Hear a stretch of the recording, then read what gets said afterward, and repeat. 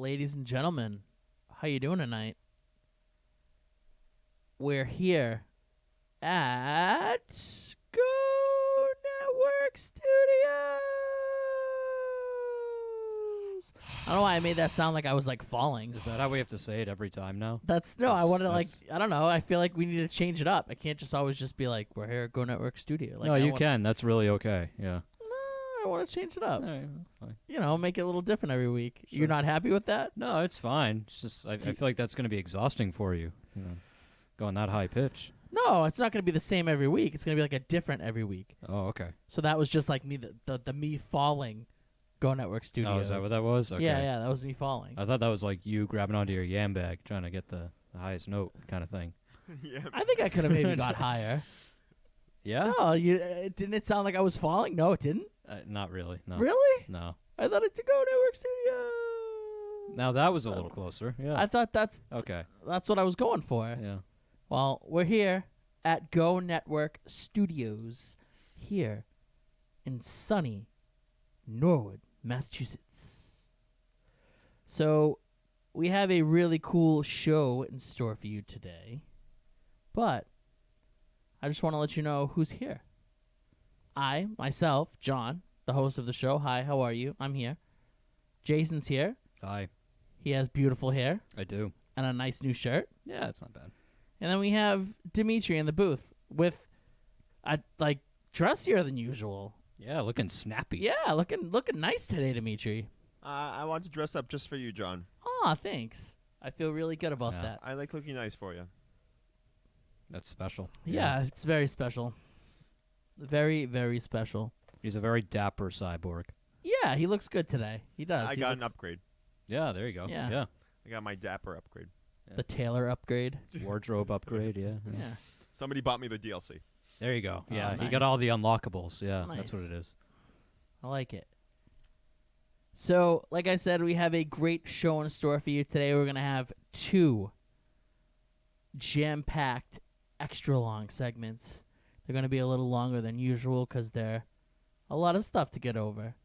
So, we're going to talk about the G1. We haven't talked about the G1 at all this season. We haven't talked one bit about the G1. I think we might have talked about like how we were excited for it and getting ready for it, but we haven't mentioned anything. We haven't talked about it. So we're going to have a big G1/wrestling segment. We might talk a little bit about WWE since Jason's wearing one of their shirts. So I figured, if Jason's starting to rep them again, maybe he's having a little love for the dub. That's what happens when your product doesn't suck all of a sudden. A little love for the dub. Yeah, maybe. a tad. Yeah, let's not go too far. I with don't it. know. I think there's a little love there. I got like a toe back in the door, not a whole foot. I yet. don't know. Uh, I think it's more you're buying T-shirts. Last night was a good start. I remember a couple, maybe a month ago or 2, you were like, Yeah. they're not getting my money. I'm not No, buying it's true, another they weren't. T-shirt. Yeah. And now it's like you walk in, you're like strutting, you're Vinnie Macking it in here. You're like, I got a new T-shirt. I'm like, Well, "Ooh." because their shirts finally don't feel like cardboard after the first wash. Is that the new fabric? Yes, yeah, Does it feel like a... it feels good.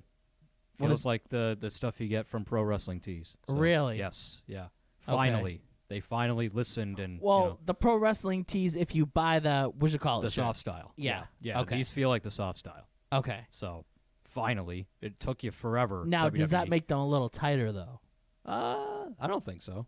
Okay. But I kind of like them tighter. So I don't like loose clothing. So Well, you're a fit, nice Yeah, looking I dude. mean, like for me, hey, I'm a bigger guy. Sometimes Sure. tight clothing doesn't don't flatter thi- me that well. they don't. I don't feel like they tightened up too much. No. Because I feel that sometimes when you get like something soft, it generally is a little smaller than if you get a shirt that's a little harder. I think it's okay. More of a brick. All right, good to know. If I ever decide to buy more WWE shirts, it's been a while. Probably won't buy them anytime soon. But do they have that awful thing on the bottom still? Or No, took they that got away? rid of that. Thank God. So that's gone too? Yeah, they got rid of that. Wow. I know they've really stepped it up. Yeah. Okay. All right. So we're going to have a big wrestling talk, even though we're starting it now. I We know. promise you it is coming later. We're going to have a big wrestling talk about the G1, go over some of our favorite matches, go over who we think's going to win, go over all the point totals. Like I said, if there's a little time, we'll get into WWE talk. We're also going to have a big segment on War of the Realms. Me and Jason read the final issue today, and we'll let you know if it disappointed, if it delivered, if it was what we expected, if it was beyond our expectations. We'll let you know. We'll do kind of a whole introspective of War of the Realms and where it kind of matches up with other past events. Well, that will be me, but it'll be Jason will let you know what he thought of having finished his first event, and if he's looking forward to more, or if he's like, I'm out. That was enough for me. So we'll get into all that. We'll talk about the event total, events in general. If Marvel has won me over, because like I said before, I was kind of over the event thing. I was like, not really feeling events. I'm sick of events. So have they won me back? Has this event got me back on the event trail? Well, I'll let you know that as well. So we'll get into all that. And so a lot of Marvel talk, a lot of wrestling talk. So that's going to be the show today. So if you're into comic books and you're into wrestling, this is an episode for you. You're not going to want to miss it. Other than that, it is episode 175. I feel like we should have did something kind of semi-special, but Maybe. I don't know. I mean, We'll save that for 200. well, yeah, 200 definitely has to be something good. Oh, yeah. But I mean, yeah, I guess we can do it every 50. But 75 just 175 is just a cool number. It I feel is. like we should have I don't know, maybe did a dance number or something. Yeah, I feel like that wouldn't have happened, even if we had tried to plan it, but You don't think so? no. You don't think I could bust a move? Oh, no, I've seen you bust a move, yeah. No. I only got 2 moves. Well, technically 1, but I can Yeah. get I can throw the dice sometimes. Oh, yeah? But Because I saw the one move at Yeah. Scorpion Bar that yeah, one time. I can drop a Bernie. That's about all I can Yeah. do. It's the only move I got. Yeah, John's got some sneaky flow. It's yeah. I'm good at the. I want to say I don't know if I want to call myself the master of the Bernie, but I'm pretty good. I'm pretty good at Yeah, it. It's it's a pretty pretty good. good Bernie. Yeah. So that's really the only dance move I got, and then maybe the dice. I think Yeah. anybody can dice though. Yeah, I just dance like someone's dad. It's really bad. Like a 2-step. Yeah, it's like a 2-step, kind of this kind of move. It's really bad. Like the drink in your hand. It's a lot of elbows and not much hips and just It's kind of. okay. I mean, sometimes that works. No, it doesn't. It doesn't. Trust me. Does it get? It must get better when you get drunk though. The more you Oh drink. yeah. Well, yeah. Just the because I more, just yeah. Dimitri, do you have any dance moves? Can you do the robot? I only dance if there's loud music and lots of alcohol in my system. Yeah, that makes sense. I've been to a few parties with Dimitri, and I Oh, don't remember him oh, yeah, that's ever. right. I don't remember him ever dancing. Yeah. I mostly dance to the clubs, which is I not, remember not him- at the house parties. Yeah. I 'cause remember know him those being people. Yeah, house very- parties aren't a dance type of I situation. can't dance with people I know. I need strangers. I remember Yeah. him being very stoic at these parties. Yeah, I usually am. Yeah. If there are other people dancing around, Dimitri would just be there holding the beer. I'm in this. I'm on the. Yeah. I'm on the side just drinking. Yeah. That's fine. Yeah, I'll I don't- dance at weddings. That's because See, I feel- everybody is. I so- feel like I wouldn't dance at a wedding. No, Oh no, you would. Trust me. no. I've actually been to 3 weddings in my lifetime, and I'm not dancing either. Really? Any of them. I feel like Wow. anytime I go to a wedding, everybody's dancing, and I'll get out there and I'll just start to go I'll move back and forth a little bit, and then I'll just be I'll be F this. Oh wow. I don't dance. See, I hate dancing, and weddings are probably the only time where I'm comfortable actually dancing. dancing with a No, just in Type of general, just as dance, part or- of the crowd. Yeah. Why? I don't know. Yeah, I think why? it's because everyone is, and everyone's just kind of weddings are just everyone. No one cares. I think that's my excuse for a club. I only dance at clubs. Everybody's already drunk and not gonna remember you anyway. So. Yeah, and that's true, but I don't feel like that's the case. Every time I'm at a club, I'm no, everyone's staring at me and judging me, even though they're totally not. It's so stupid. I It's feel like weddings generally don't have good music. well, that's true too. Yeah, They you have e- to have good They music either have and- the top 40 hits at the time, yeah. or they'll have just a really eclectic kind of music. Because Depends on who the band Yeah. is. Yeah, or well, it's generally a DJ, isn't it? No, that can be a band. My sister had a band. I don't know if I've ever been to one with a band. Yeah. Band, I think, is a better way to go. Because they get, like, creative, and they don't just play, like, the same old crap. DJs are uninventive and just Yeah. unoriginal, and they just hammer the top 40. I So, want to say I've only been to, like, maybe 3 weddings. Yeah. Maybe. I've been to 2. That's it. One of them was my sister's, and then the rest was, like, I was there with, like, a friend or something. They asked me to go with them or something. Yeah. You were the plus one. Yeah. Yeah, that's the way it was for me. I was a plus one. But I don't ever remember a band. Never. Hmm. All of them are DJs, Yeah. and they're trash. Oh, no, DJs suck. I hate DJs. Yeah. I actually, like, legit, DJs are some of my least favorite people. Because they now have ruined the bar scene for me in America. Because every bar has to have a DJ.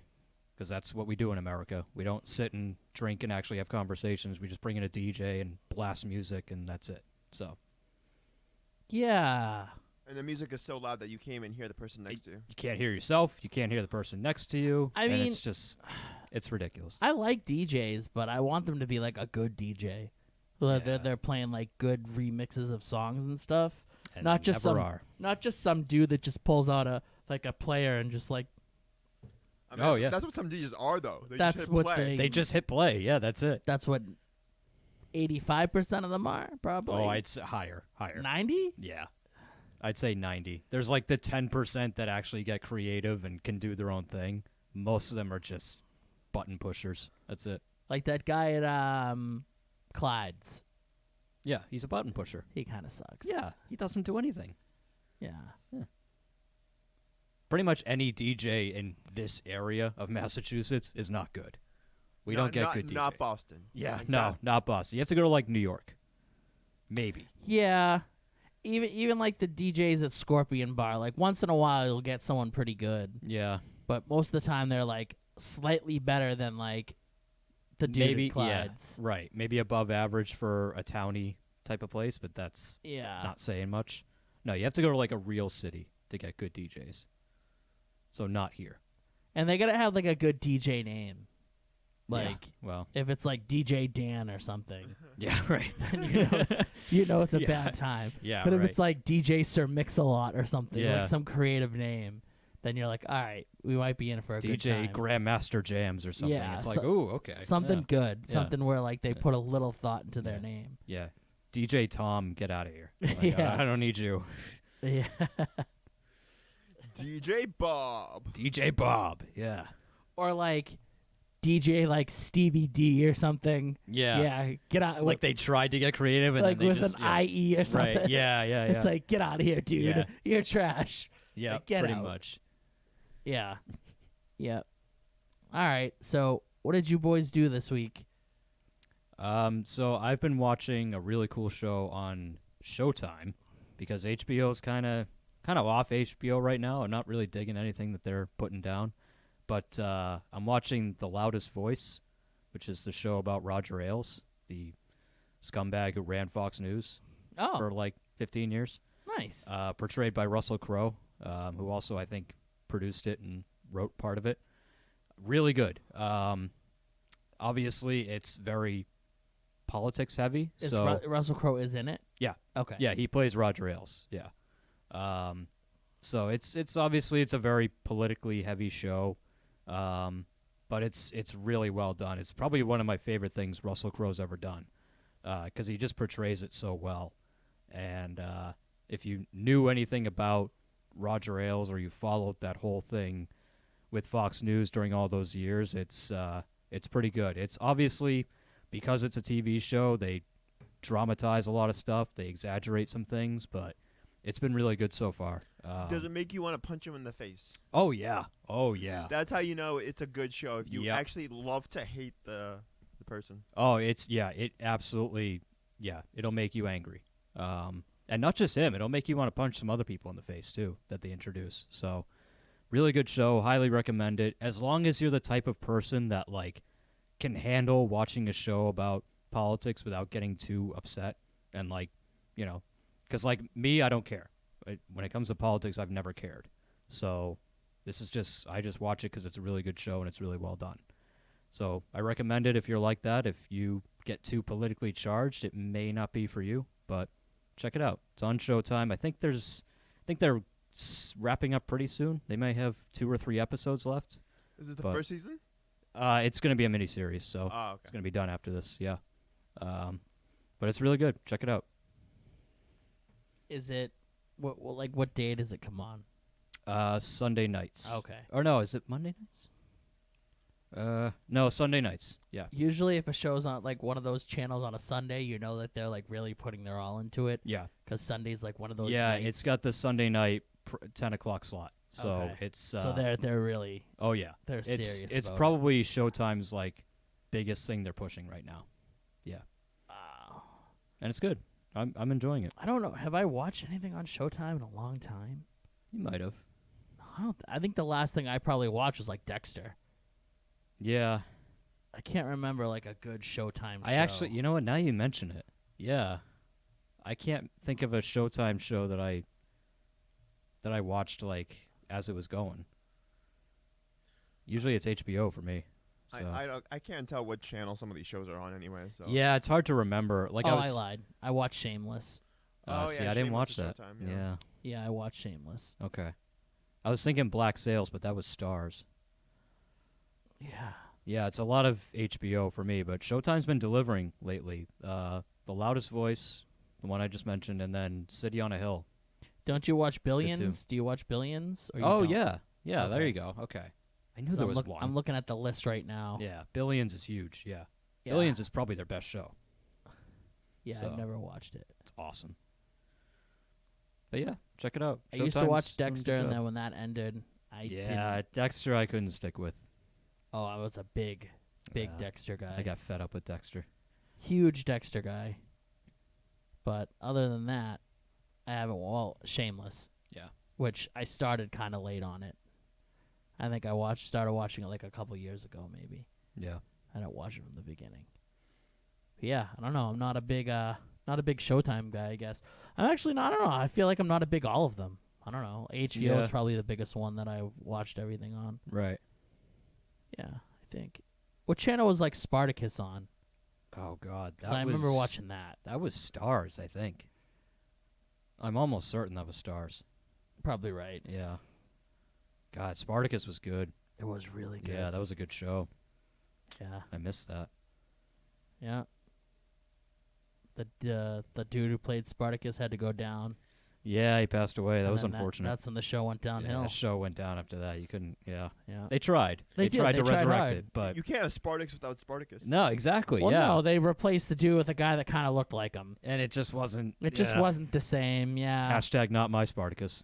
Yeah, not this. They tried. Yeah, I mean, it they wasn't. did. It wasn't awful, but it No. just wasn't as good. Yeah, Yeah. didn't have the same hook to it. Yeah, so you're right. That might have been Stars. I think it was. Yeah, I don't know. They all blend together. they do sometimes. Yeah, it's true. All those channels. Dimitri, how about you? What did you do? Besides watch Bones. Yeah, besides Bones. I'm almost finished with it. Oh God. You had to have done something. I'm on season 11, Gross. Oh my And there's God. 14 seasons? 12. How the hell are you still sane?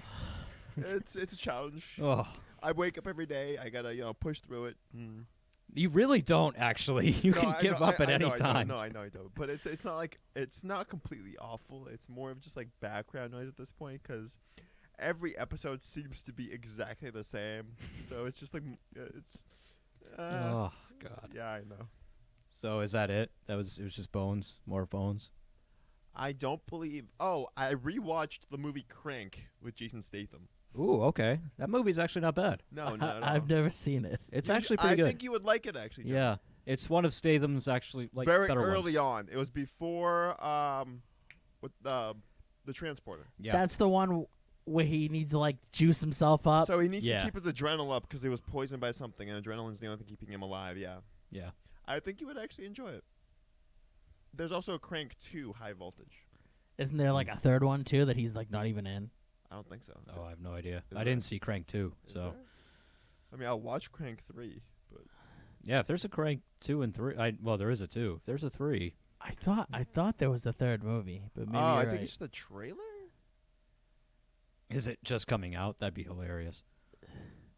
Crank High Voltage. Yeah. Looking at it right now. Supposedly there's a Crank 3 coming out, but that's a rumor Ooh. that nobody's confirmed yet. So Possible sequel.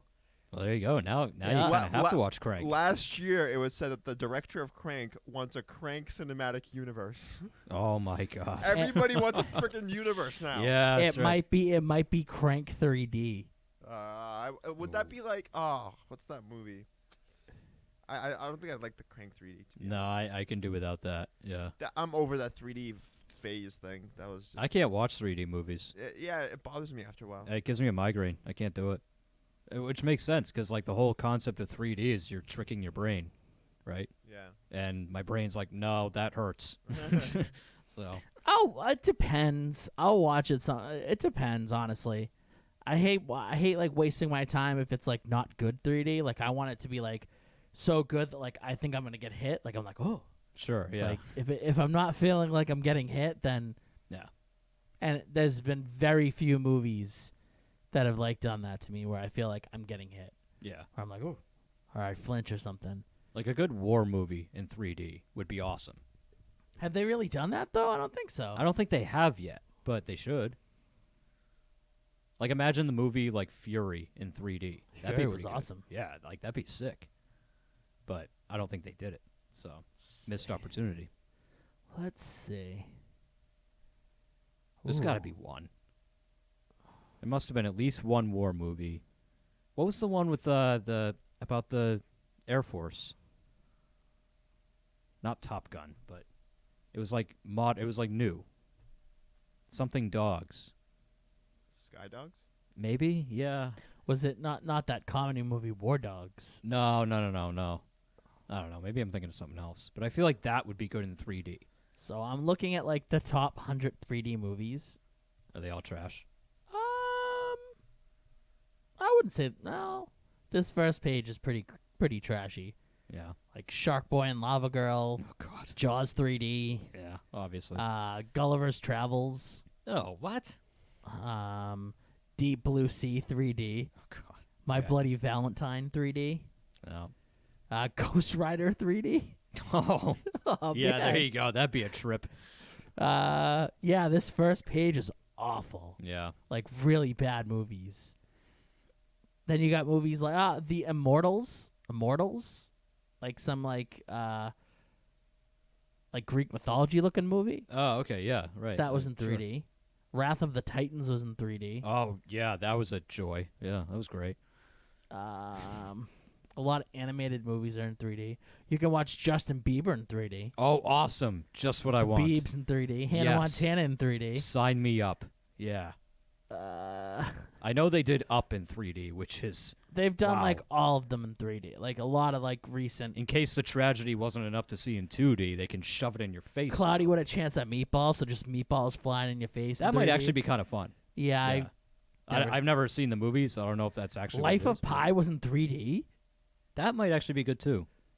That movie like won a ton of visual awards for stuff. So I feel like it's not like a movie I'd want to see in 3D. I don't think it was a good movie, but like it might be kind of cool. I don't know if like the tiger comes out and like. Oh, I think it was. I think it was a good movie. Was it? I Oh don't know. yeah, it was all right. I heard it was like kind of boring. It was just like really well done. It's like one of those So- movies that makes you think like, is he like really with these animals, or is like, is it like more of like a allegory for like, you know, the people he's with? Like, did he really kill people and stuff? Oh, Like, I see. don't I know nothing about the story. Yeah. So yeah. It's if you don't take it at face value, if you take it at face value and it's just some dude with a tiger and a yeah. like, it's okay. Sure. But if you take it as like, that's not really what happened. Like he's just making the story up, and they're really people, and he like killed people and stuff. And Yeah. I don't know. Hmm. It all depends on how you take it. Sure. But it's a lot of like animated stuff. I The- guess some like Pixar stuff might be cool to see in 3D. And I mean good Pixar stuff. Yeah, I think I've seen a couple. I can't remember really though. Like Wall-E might be cool in 3D. That was kind of a cool looking universe. I remember I saw Avatar in 3D and it blew ass. Oh, well that yeah, obviously. And I saw one of the Harry Potters in 3D and it was okay. Yeah. I'm trying to think what else I saw in 3D. I don't saw know. one of the Harry Potters in IMAX and it felt like the most useless form of IMAX. I like IMAX usually. Oh, I like IMAX too. It's just for Harry Potter, you don't really need it, so it felt, I don't know, I superfluous. remember I saw one of the Transformer movies and There you go. it was okay. Yeah. Yeah, I don't know. I think the best one was maybe like one of the Captain America movies. Might have been like the first Captain America, and he Sure. like threw the shield, and I thought he was gonna hit me, and I was like, Flinched. Yeah. yeah. I feel like that Tron movie, like that newer Tron movie, might have been good in 3D. Oh, sure. Yeah. I didn't see it though. I didn't either. I remember I saw Megamind in 3D. I don't even know what that is. The little blue alien dude. Uh, It wasn't that good. yeah. I can't imagine. It's like one of the few like films I like fell asleep on, like kind of dozed off. Well, that was me in District 9. You didn't like District 9? Oh, what a pile of trash that movie was. Yeah. I Whoa. thought it was all right. It was good. All right. Well, for myself, I watched a movie and I played a new game. Whoa. Big week for you. Yeah, big week, big week. So I watched the My Hero Academia movie, The Two Heroes. It was really good. Yeah. I was really excited for it. I didn't get to see it in theaters because it only got like a limited release, and at the time I was behind, so like it would have ruined the show for me, I think. Yeah. But I still would have saw it if I still had the chance. I would have just ruined the show probably for me, just like I did with Dragon Ball.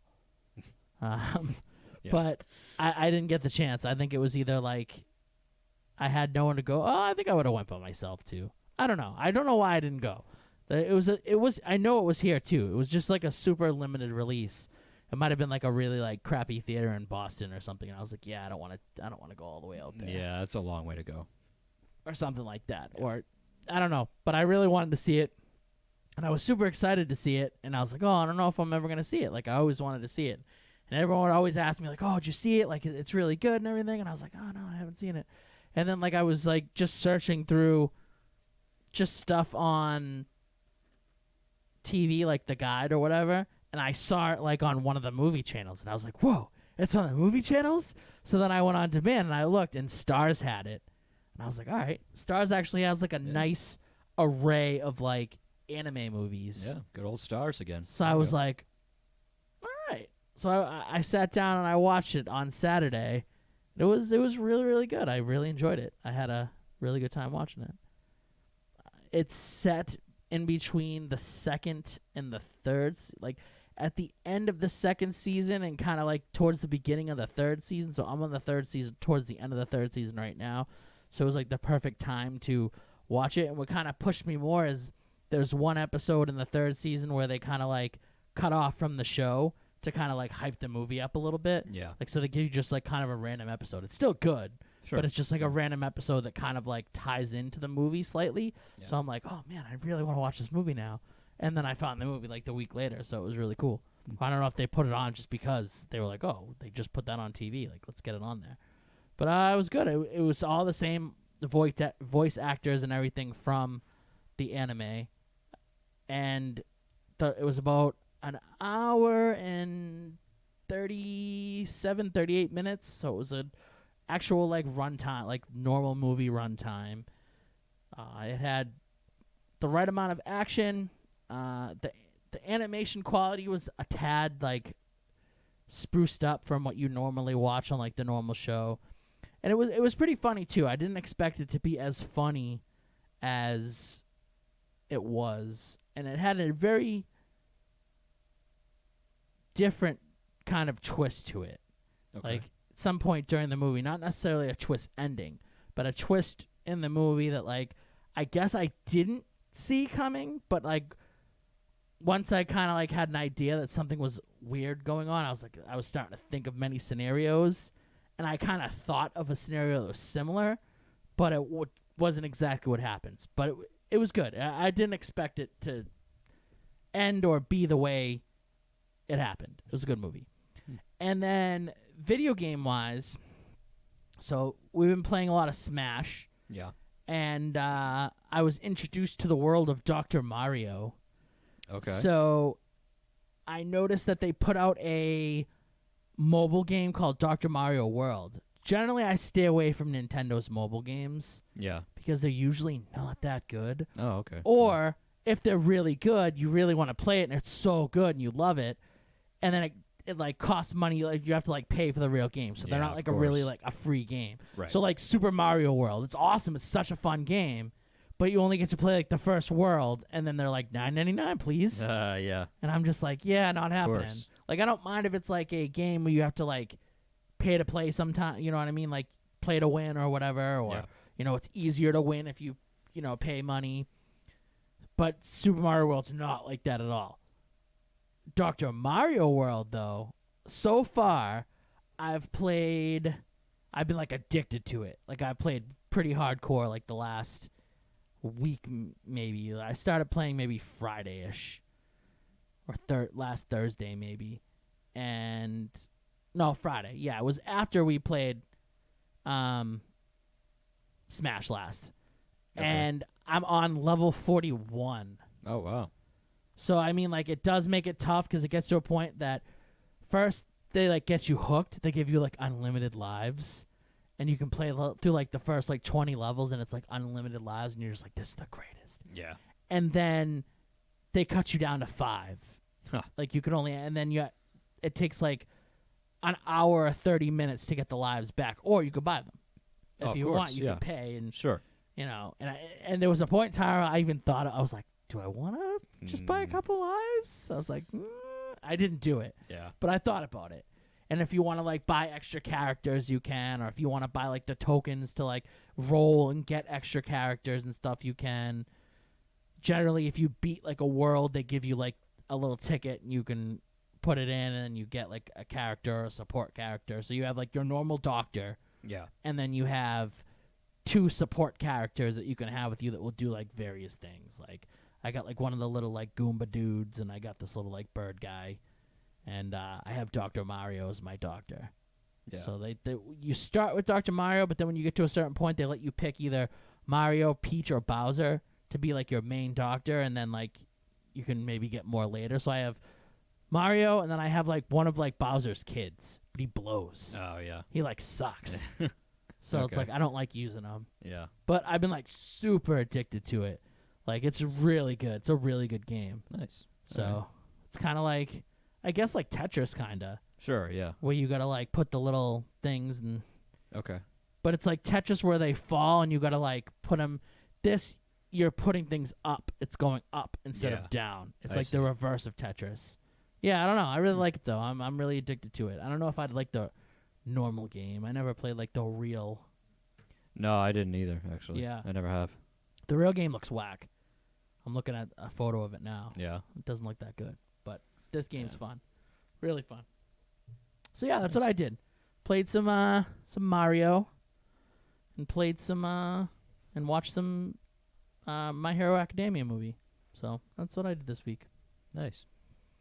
So we're gonna take a short break, and then we'll be back to talk. What should we do first? Should we do wrestling? Should we do? I think wrestling should come first, because Okay. I feel like we might go longer with wrestling. Yeah. Sure. So then we can kind of gauge. Yeah. All right. So we'll come back with some G1 and WWE talk. So stay tuned.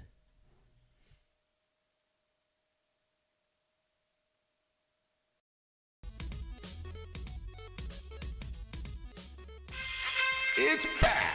Connecticut's Terrific Comic Con! Join us this August 9th to the 11th at the Mohegan Sun Expo Center in Uncasville, Connecticut, as we bring together the hottest names in the comic book industry. There'll be no wrestlers, no psychics, no crazy stuff you don't want to see at a Comic-Con. This is 100% pure Comic-Con action, and it's only at Terrific Con. You'll see today's top talents like Tom King, Donnie Cates, Ryan Stegman. Plus, Terrificon is the place where fans get to meet the legends that they love. You'll see Jim Steranko, Chris Claremont, J. Micro Straczynski, and making his final Comic-Con appearance, the one and only George Perez. Join us as we also celebrate Batman's 80th anniversary with a salute to his films. You'll see Billy D. Williams, Val Kilmer, Robert Wool, and so many more. Plus, you'll meet from Doctor Who and Torchwood, John Barryman, John Wesley Shipp from The Flash, and the first Avenger himself, Red Captain America Brown, will be there. Plus, the voiceover actors from the main Animaniacs and Pinky and the Brain. Join us for a real Comic-Con at the Mohegan Sun, August 19th and 11th, when Terrificon comes back to Connecticut. See what all the fuss is about at Terrificon.com. Have you always wanted to make your own podcast? Or had dreams of becoming the next social media influencer? Don't let office space and equipment be what gets between you and your dreams. New studio space is now available through the Go Network. The Go Network is a multimedia broadcast company that currently hosts live radio shows and podcasts.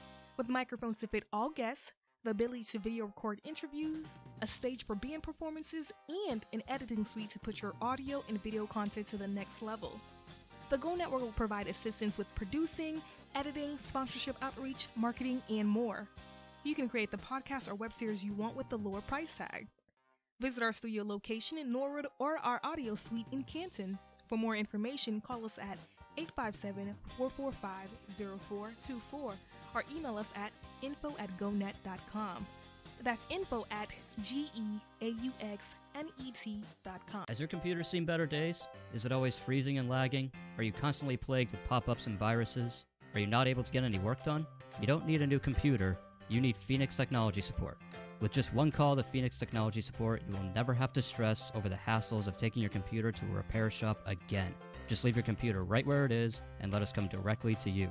Phoenix Technology Support has over 10 years of experience in the industry of customer support and IT solutions, and it's the best place for help with all of your home or business electronics.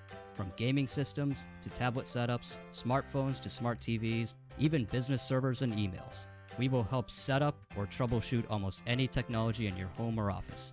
So next time you think your technology is at the end of its life, have it rise from the ashes like a phoenix by calling Phoenix Technology Support at 617-658-3240. That's 617-658-3240, or go to www.phoenixtechboston.com. Hey Dan, you're a gamer. What is the comfort level of where you are playing? Comfort does not exist in the gaming world. After several hours, you push through the pain. You need Edge. Edge? Extended duration gaming equipment. Do you like your headset? Let me guess. I have to drop hundreds of dollars for the newest, most comfortable headset. No, sir. Keep your headset and let Edge make it better. Add a soft top made from 100% plush sheepskin wool to eliminate top-of-the-head pressure. So I can keep my lucky headset? Keep them and your backups, but let Edge give them an upgrade. What about the seating arrangements? At a tournament, you get a metal folding chair, which is great if I want to knock out a professional wrestler. Terrible if I have to sit in it for hours at a time. Just like Edge upgraded your headset, now they're going to upgrade your chair with Soft Seat. No more fidgeting around trying to get comfortable. No more pain in your back, shoulders, and butt. Turn any chair into a comfortable gaming station. Go to edgeprogaming.com, type in the code GONETWORK, and receive discounts on your entire purchase. Take your gaming to the edge. Are you in need of stickers, be it for personal or business use? Then you need to go to StickerU.com right now. That's StickerYOU.com.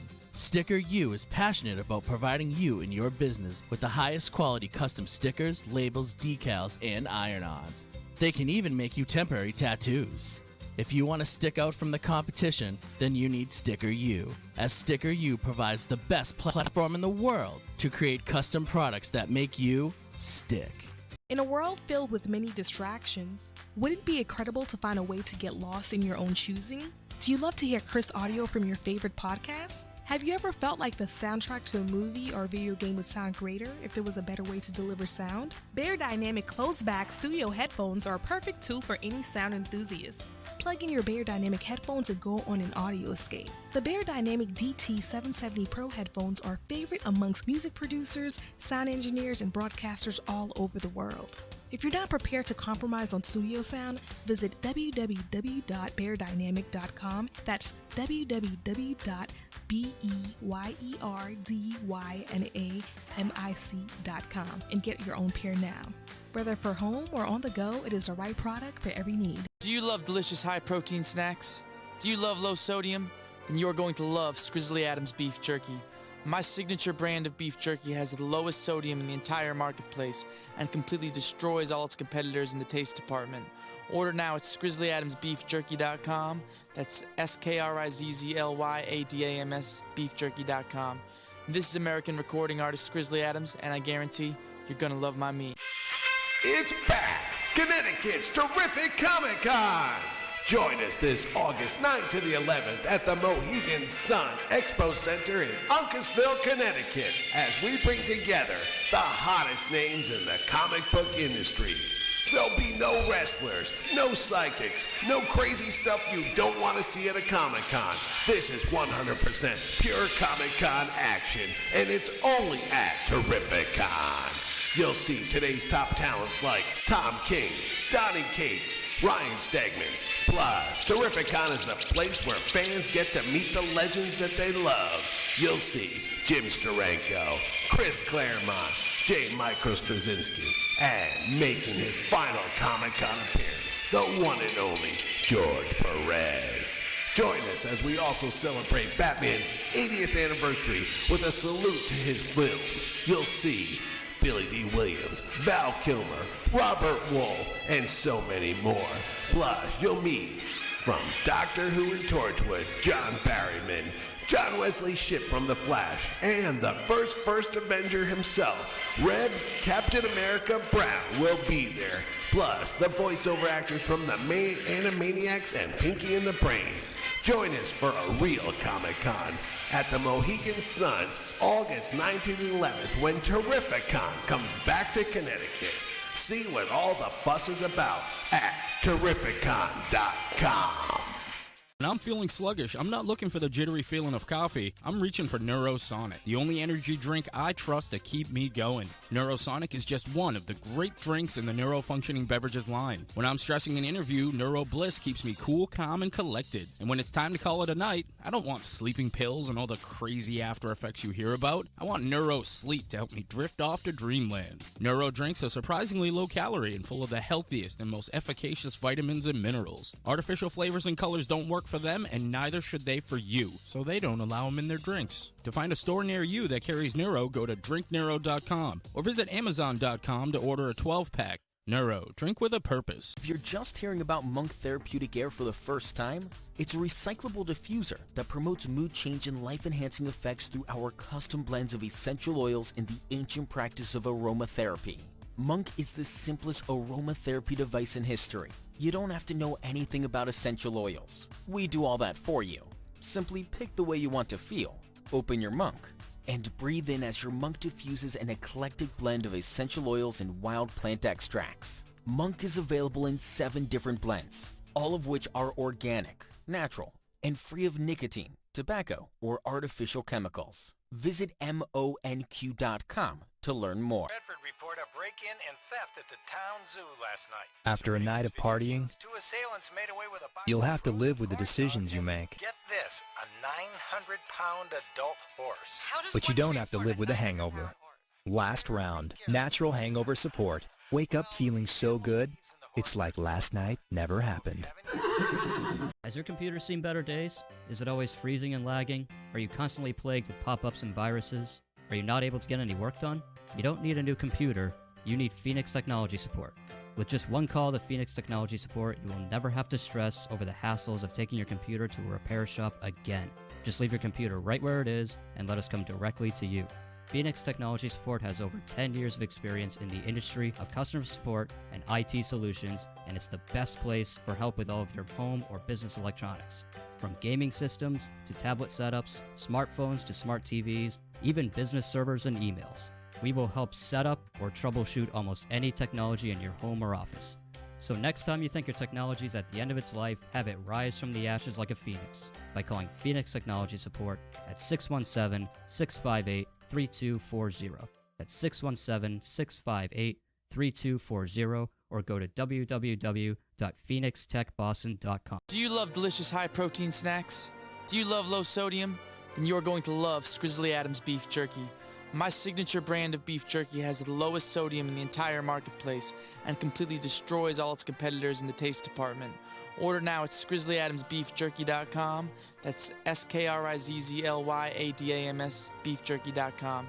This is American recording artist Grizzly Adams, and I guarantee you're gonna love my meat. Hey Dan, you're a gamer. What is the comfort level of where you are playing? Comfort does not exist in the gaming world. After several hours, you push through the pain. You need Edge. Edge? Extended duration gaming equipment. Do you like your headset?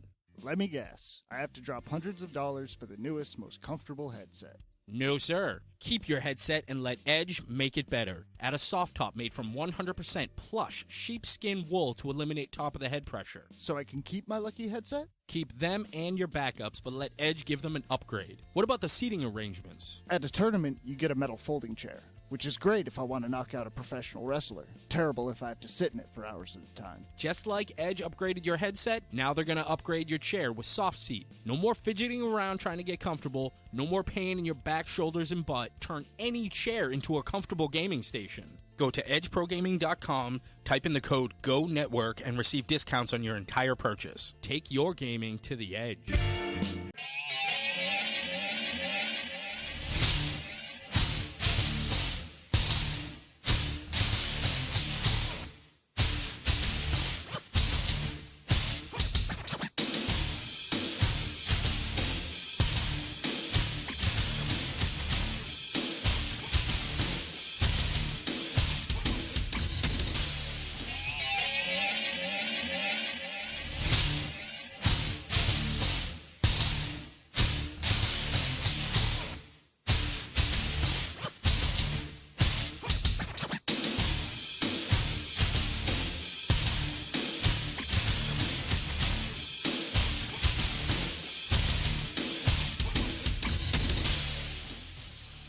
Rifters, we're back.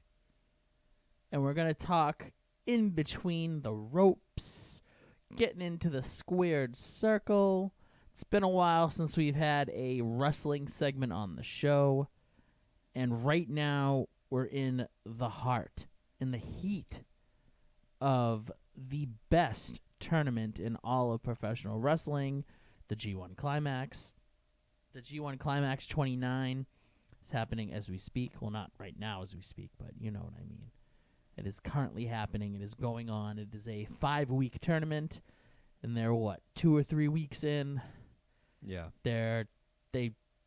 Me and Jason have seen up to night 10. Night 11 happened last night, so we just haven't watched last night's episode. So we're only going to be covering the first 10 nights, or the first 10 nights worth of points. We're not going to go through legit every night, but no. We will reflect on some of the matches and the point leaders and who we're surprised that isn't doing well and who we're surprised that is doing well and vice versa and all that stuff. So overall, how do you feel about this G1? I think the G1 this year started off pretty slow. I think the first week or so was not bad. It wasn't, the match quality wasn't bad, but it was down. It was a slow burn. I think now, especially after night 10, I think night 10 was probably the strongest night of the G1. I think they're starting to really ramp it up, and the match quality's gone up gradually, and now it's like I feel like we're set up for a pretty good final 2 weeks here, or week and a half, however long it is. So for me, going into it, I was before we got into it, I was kind of down on wrestling altogether. As we've talked about on the show, I wasn't feeling it. With them not having the Bullet Club, or the Bullet Club that we know, the Elite Bullet Club, with them losing all of them, not having Kenny Omega, not having the Young Bucks, not having, Cody. Well, Cody, I guess a little bit less, but not having some of the bigger members that were in the Bullet Club, I felt hurt New Japan a lot. They lost a lot of guys all at once. For a while, I was kind of sold on this new Bullet Club. I'm not. I think they suck. Oh wow. Okay, so you're out on New Bullet Club. Kind of out. Yeah. They look like punks. Okay. They just get their ass beat all the time. Yeah, I mean they haven't had a strong showing. They're yeah. not looking good. They're not LIJ's looking kind of good. kicking their ass up and down When every card. Some of your best guys is Chase Owens and Yujiro Taka. All set, dude. They suck. Like I want some. I don't know. Their junior heavyweights are actually good. Yeah, they got some good. Phantasmo, Eagles, and Yeah. Bone Soldier are all good. I don't know about Bummels. I'm all set with him. Eagles is But Phantasmo's awesome, and Ishimori's great. Yeah. But yeah, their heavyweights are kind of. I feel like they don't even really show them that much. Yeah. I mean, obviously it's the G1; it's a little different, It's so you might different, not yeah. get them. But even before, not really. I mean, I feel Yeah. like they're not that big of a. Even like, I feel like God hasn't been that great either. No, they've slipped a little bit too. Everybody's kind of slipped. Yeah. Everybody's kind of slipped. So the Bullet Club has kind of like really let me down. Ever since Jay White lost the title, he's been kind of like a ghost. He's been like a ghost of himself. Yeah. So that being said, going into this, I was like, I need a very good G1. I need to have a star-studded G1. They don't have it, so they're going to have to go really hard for me. And, then they started trickling out. They're like, oh, we're going to have Jeff Cobb. And I was like, ooh, All okay. right. That's good. All right, okay. And then they're like, we're going to toss in, some of our, other guy. Like Shingo's going to be in there. Yeah. And Ospreay's and gonna be in Ospreay's there. going to be in there. And I was like, All right. I was like, I don't know if they can hold up, but all right. Sure. Okay. I'm still intrigued. Yep. Yeah. And then they started tossing in that Moxley was going to be in there, and I was like, Yeah. okay. And then Kenta, and I was like, Yep. all right. Once Moxley and Kenta got announced, it was like, ooh, okay. I was like, this is going to be really This good. is a good field. I'm super excited. So then week 1 shows up, and it was very lackluster. It was, yeah. I don't know Slow if it start. was. I don't know if it was just that because it was in America, which is a letdown if that's the case. Yeah. But it can't just be that, because then the next few weeks were kind of lackluster too. Like the Right. next few, Even after they got back to Japan. yeah, it was still kind of like, yeah. It was just average. Yeah, right. It wasn't that like. Which, by the classic- way, like average for New Japan is still pretty good product. Right. Like in terms of the actual in-ring stuff. But yeah, it was for them. It was definitely below par. Yeah, and I feel like for the most part, it's been very average. Yeah. Which I'm not used to.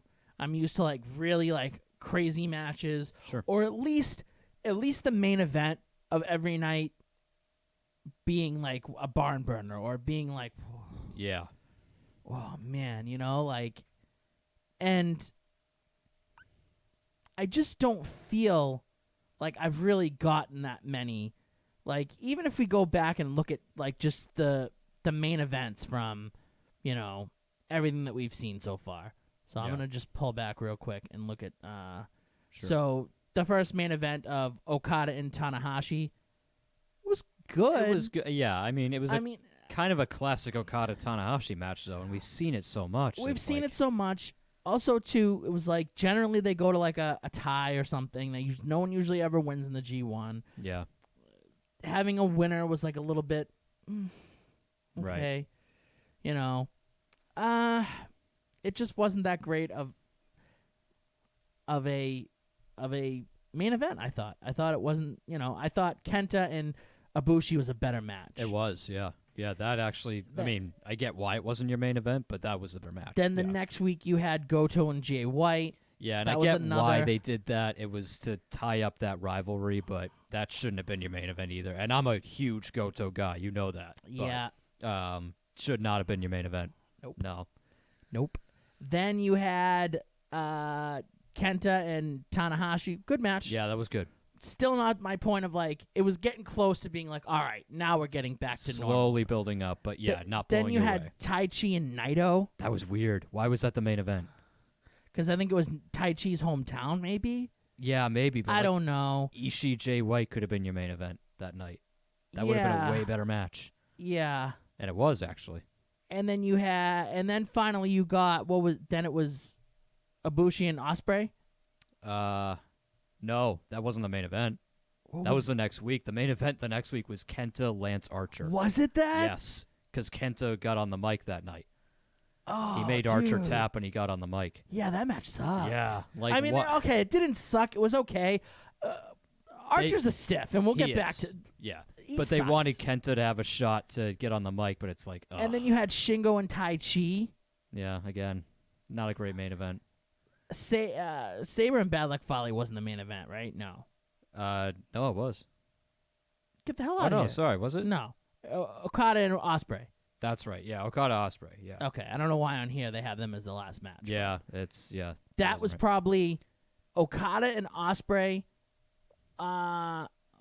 Moxley and Ishii was up there too. It was, but I think Okada Ospreay has been the Was- best match of the I tournament. agree. Yeah. But Moxley and Ishii was close. Yeah, they came real close. Was close. They came really close. And then Okada Kenta. That was also really good. yes. So Yeah, that those was- like that's when it really started to ramp up. You started to get those types of matchups. That was So up there too. Let's go over the blocks Yeah. and the point leaders here. So we have Block A with Bad Luck Fale in last place with a 1-4 record. He has 2 points. Yeah, he's out. So he's mostly been just disqualifications again. Yeah, it's been the same thing. Because I don't think he's been pinned. No, he got submitted, I think. Did he? I feel like he did. I'll go back and look. But I don't yeah. think he did. I thought he was about to be, but something happened in the. Then we have Zack Sabre Jr. with their 1-4 record, 2 points. Then we have Sonata with a 1-4 record and 2 points. That one's a little surprising. That's probably the biggest surprise of the A Yeah. block. I think. I thought he would. I didn't think he would win. I thought he'd be in it towards the end. Yeah. But to have 2 points. Weird. Yeah. And he's been in like all of his matches have been, they've been good. Yeah, Like, they've been, like- typical Sonata. He's Yeah. he puts on good matches, but Then we have Ospreay with a 2-3 record yeah. with 4 points. I think he should be a little higher. I kind of wanted him to beat Okada.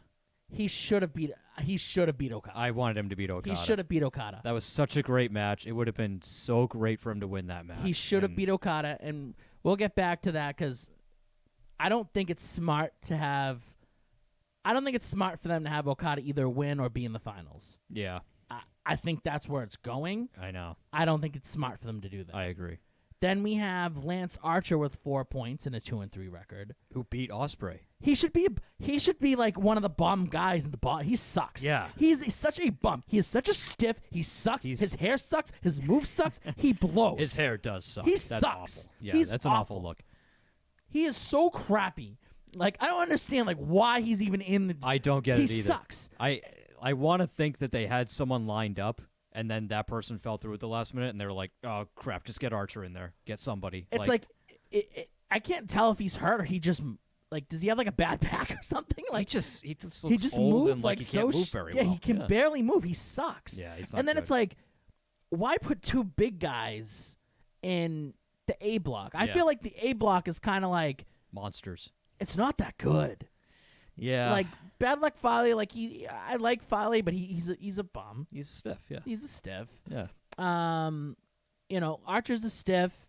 I feel like as much as I love Evil and Sonata, they're never gonna win. No, They're yeah. like maybe a step above stiffs. They always get talked about as like, well, they could go on a run. This is their year, right? Yeah, Like this, if they get it going, watch out. But it's like, no, they're not going to. they though. might jump to that next echelons of Yeah. being a top guy. It's like New they're- Japan loves them too much as a tag team. It's like they're never they're gonna do it. never going to be. No. Nope. Sorry. Nope. Nope. I mean, Evil has no personality, Yeah, he really doesn't. and Sonata's good, but he's not great. Yeah, And he has the personality, but he's not great. yeah. He's just kind of. it's like together they're awesome, but separately. they're like a step above Jaw. They're like mid carders. Yeah, they are. Yeah. They're mid carders. So it's like they're kind of like also kind of like shouldn't have been in the same group. Kind of they should have broke them up. I feel thought a that little was bit. weird. Yeah, but And then they had the 2 big guys. They should have like divvied up the things a little bit because I feel Bebop's stacked. it is. I mean, the top of A block is stacked. Sure, but You know. they could have evened out a little bit better, or I don't Sure. know. Yeah. So then we have Kota Ibushi with 6 points. Yep. And a 3-2 record, which he ended up. What did he start out 0-2? Right. He started off 0-2. Yeah. Started off 0-2, which was big for him, and then he had some pretty good matches coming up. Yeah. Then Evil 3-2, like Yeah. that's surprising. Evil's got 6 points. He's Yeah. surprising to me. He's up there as he's tied for like 3rd place. Yep. I'm kind of shocked at that. Yeah, I am too. I expected him to like be average and be okay, like maybe end with 6 points. Should have the same points as Sonata does, really. I Yeah. mean, I didn't expect him to. No. Nope. Then we have Tanahashi with 6 points. Yep. I feel a little bit. I don't know. I love Tanahashi, and I get it. He's the dude. He's He's the ace, yeah. But it's just like Are we really going to do another Cinderella run type of thing with him? last year he broke the record for most points in a G1. It's like Yeah. I thought he'd have a down year. Right. I'm a little bit, I guess, not surprised, but disappointed that they pushed him. Like I thought Ospreay should be up here high. Like he should have more points. So like, that I would agree with, yeah. like, Ibushi's got 6. Ibushi I would have maybe even put up to 8 or something like. Yeah. You know what I mean? Right. Then we have Kenta in 2nd place with 8 points. Yep. And with a 4-1 record, his only loss being to Okada. Yeah. And Okada with a 5-0 record with 10 points. Yeah. I would have flipped them. Okay. I thought Kenta should have beat him. Yeah. I thought Kenta should have beat him. See, here's the thing with Okada, and we'll get back to that like I said earlier. In their best interest, I don't think they should have Okada either win the G1 or make it to the finals. Right. Because for one, if he wins the G1, he picks his opponent. I think it's going to be lackluster unless they bring someone in crazy. They'd have to bring in a big name. Yeah. Like Kenny back. Yeah. I want something big. Like, yeah, I mean, want it'd him have to be massive. Yeah. Right. Like, why would he just pick any schmo from the G1? Like, Yeah. I won the G1, I beat you all, but I want you or something. You know Yeah, what I mean? right. Like, he beat the top guy in the finals. Yeah. So, like, you know what I mean? So that's It's like, one. I won the G1, but I want Sonata. It's like, Right. no. Or, so I think that's kind of like, that's dumb if they have him win and pick unless they pick something crazy. Sure. Then if he makes it to the finals and loses, he's just wrestling that guy again. Yeah. And then the guy's not going to beat him a second No. time in a row. Of course not. So it's just like. So then it becomes predictable, and then Right. Wrestle Kingdom's main event is, kind of lackluster. Right. So it's like if he ends up having the finals against like Moxley or B Block. Yeah. B Block is just. You look at those standings, it's B Block paints is a grim picture. oh man. Yeah. So I Seeing mean, Jay White all the way at the bottom is kind of tough. right. So if you say somehow Jay White gets to the end, and it's him and Jay White in the finals, he beats Jay White. Or Jay White beats him. Yeah. Jay White's not going to have a He's chance not going to to win 2 in a row. No way. So I think it's dumb for them to have Okada in there. I think they're gonna. I'm hoping, but I don't know. I'm hoping they're doing what they did with Kenny, where they push him up all the way to the end, and then right at the end, he doesn't win it. Yeah. Like he just misses out in the Just final, misses. like by 2 points or something. Tiebreaker kind of thing. Right. Yeah. So now let's get into the B block. We have Shingo with 4 points and a 2-3 record. Yeah. Which that's a little surprising too. It is, but I told you this through text. I don't mind that because he is a junior after all. Sure, but I mean, like he was an undefeated, unbeaten junior who's beaten heavyweights before. Sure. So it's just like, why hype this dude up so much and then bring him in just to get murdered by everybody? I think he'll have a strong finish, and the storyline on him at the end will be he did really well in his first G1, but like you can't have him be like one of your top guys. See, that's already. why. Here's the thing with B block, it's all so even. It is, yeah. It's all super even. Yeah. Which sucks is because there's no way Moxley doesn't make the finals. I'd be surprised if he No way. doesn't They're win the pushing block. him way too hard. Who else is going to win it? Way too hard. Yeah. Way too hard they're pushing Jay him. White has to go on a miracle run. Yeah, way too hard they're pushing. Yeah. So you have so many guys that are like close. So it would have been smarter for them to switch, like put Shingo in the other group and bring like a Archer or Fale down here. They should have mixed up a couple of guys. Like B block stacked, I feel, where A block is like the top end's really stacked, but it's like why couldn't you bring one of Evil or Sonata over to the B block and bring I don't know, someone up to. Yeah. To Put Yano in A block. I think Yano's fine where he is because like he's there to like get a surprise win or to eat some pins and stuff. That's all he's gonna do. I would have brought Shingo up there, or I would have brought maybe Goto up there, or I would have brought maybe Jeff Cobb up there. Like I just would have changed it up a little bit because I just feel like it's way too stacked down here, and so many good guys are just gonna end up having like you're gonna have guys that have like 6 or 8 points, and they're gonna lose. Right. So it sucks. Like so back to the records. Shingo 2-3 with 4 points. Jay White 2-3 with 4 points, which was really surprising. Lost he was 3 in a row. 0-3 in first 3. Like they are. I don't know what they're doing with him. It's weird. Yeah, I can't figure out what their end game is with Jay White. Yeah, and even his look now, he looks like he's like one of those like diabolical doctors or something. Yeah. Like with his like very cheap thin beard, The beard and like I don't know. Or he looks like one like you ever watch like a show where someone has like from like an evil twin from like an alternate dimension, and they always have just like the little like goatee. Right. Like that's what he looks. He looks like Jay White's like evil twin or something. I don't know. I'm just not a big fan of it. And then you have Yano with 4 points. It's just like, I get it. It's a little early for him to be like on a run. I feel like towards the end, like he's beating somebody that you don't expect. Like he's like, pulling a fast one on Ishii or pulling a fast one on this person. Yeah. Or I still think he's gonna pull a fast one on Moxley, but I mean, doubt it. I don't know. Doubt it. I don't think they want Moxley to go undefeated. I think they want him to do really well. I don't think they want him to go undefeated. And Yano's the perfect. Oh, he'll lose undefeated one. streak I think breaker. he'll lose one. I think he'll lose one, but I don't think he's going to lose one to him. Or if he loses it, he loses it in the final. The only other guy he could lose to is Juice. Or he loses in the final. Yeah. He goes undefeated and he loses in the final. Yeah, maybe that. That's the only thing I could see. I don't know him losing to Yano. I don't know. And at that point, I think it'd be like too predictable because Yano's done that to like. He has, yeah. That's true. So I don't know. So then we have Hiroki Goto at 2-3 with 4 points. Tai Chi 2-3 with 4 points. We have.